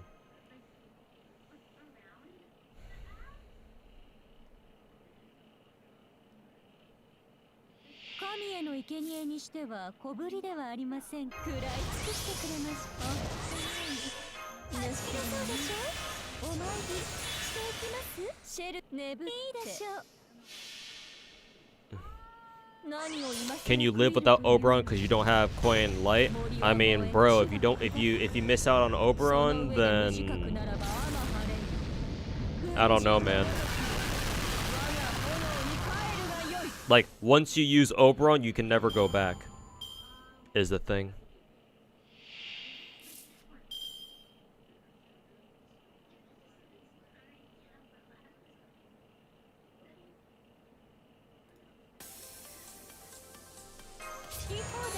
Like, try to go for Oberon with his banner tomorrow. And if you can't get him, just wait for him in like 10 months from now.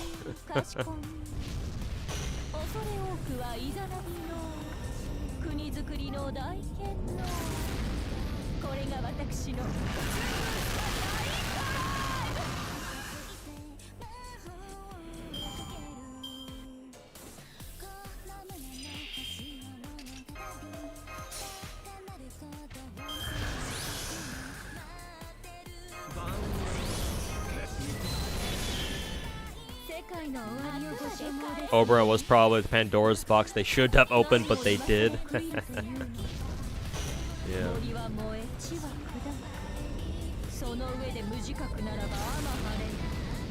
For real, for real.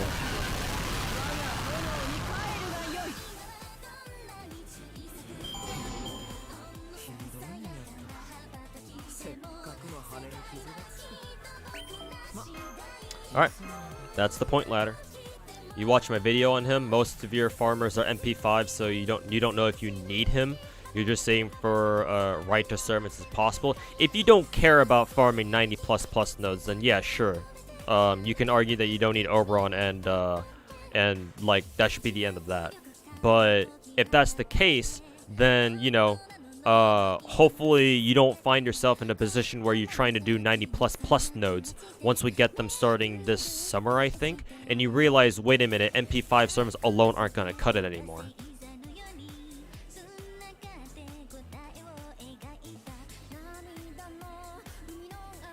You're limited on Sync Quartz. Is it better to roll for Summer Scotty or save for the next Coin Light banner?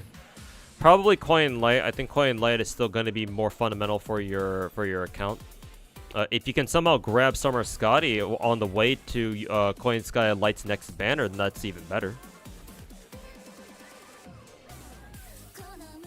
But I would say if you had to pick one or the other, you should go with Coin Light first. Yeah, Shimaki, this Oberon banner that's coming to NA tomorrow is completely new. JP never got it. So this is truly an NA exclusive banner.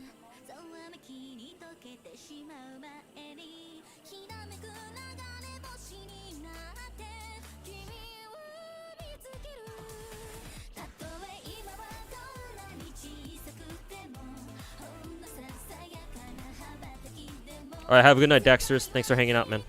Thanks for, I believe you, raided my stream, earlier today, so yeah, appreciate the raid. And, yeah, have a good one, man.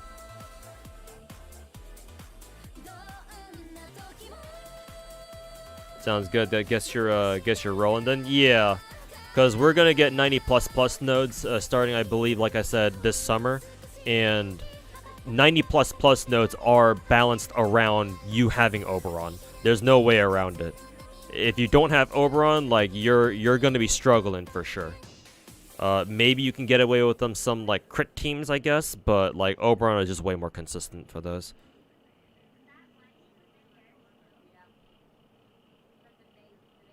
Oberon works like an additional MP level, more like try like maybe an extra 2 or 3.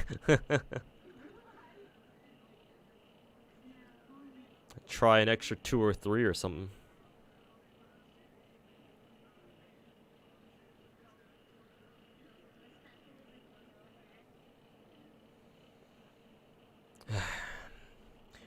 Alrighty, chat. It's about that time of night. But yeah, now that I'm done with the event, I'll just do the challenge quest off stream. Maybe put that up as a video at some point tomorrow or something like that. And yeah, apart from being an amazing character, and Laurie's also amazing in game, can't go wrong with him. Yeah, a lot of people like Oberon, I think.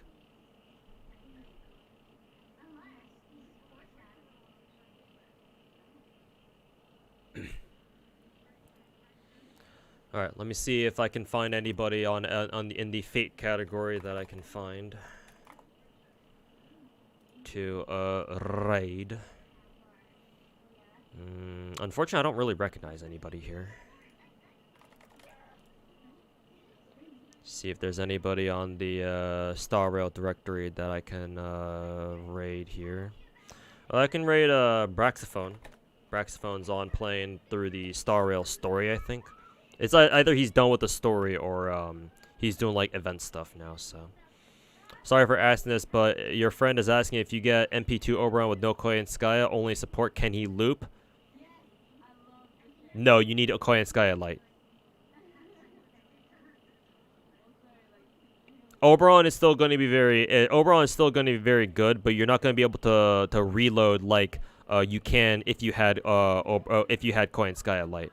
So ideally, you have both Koi and Skylight and Oberon. However, your Oberon is still going to be very good because 70% battery. You can't really go wrong with that. So, raid someone? Yeah, we're raiding Braxophone. But yeah, take care, everybody. Hope you guys enjoyed just a chill FGO farming stream today. And yeah, we'll see you guys. I'm not sure when my next stream is. I most likely will not stream tomorrow because I have a job interview that I have to go in person into. I'm gonna be away from the house for a while, so yeah. You'll probably not find me streaming tomorrow. I'll probably have like a video up on my YouTube channel in you know, to cover my content for tomorrow, I think so. Yeah, but anyways, raid's about to go through, so thanks for watching, guys. Have a good one. Enjoy the rest of your weekend, and we'll see you guys next time. Peace.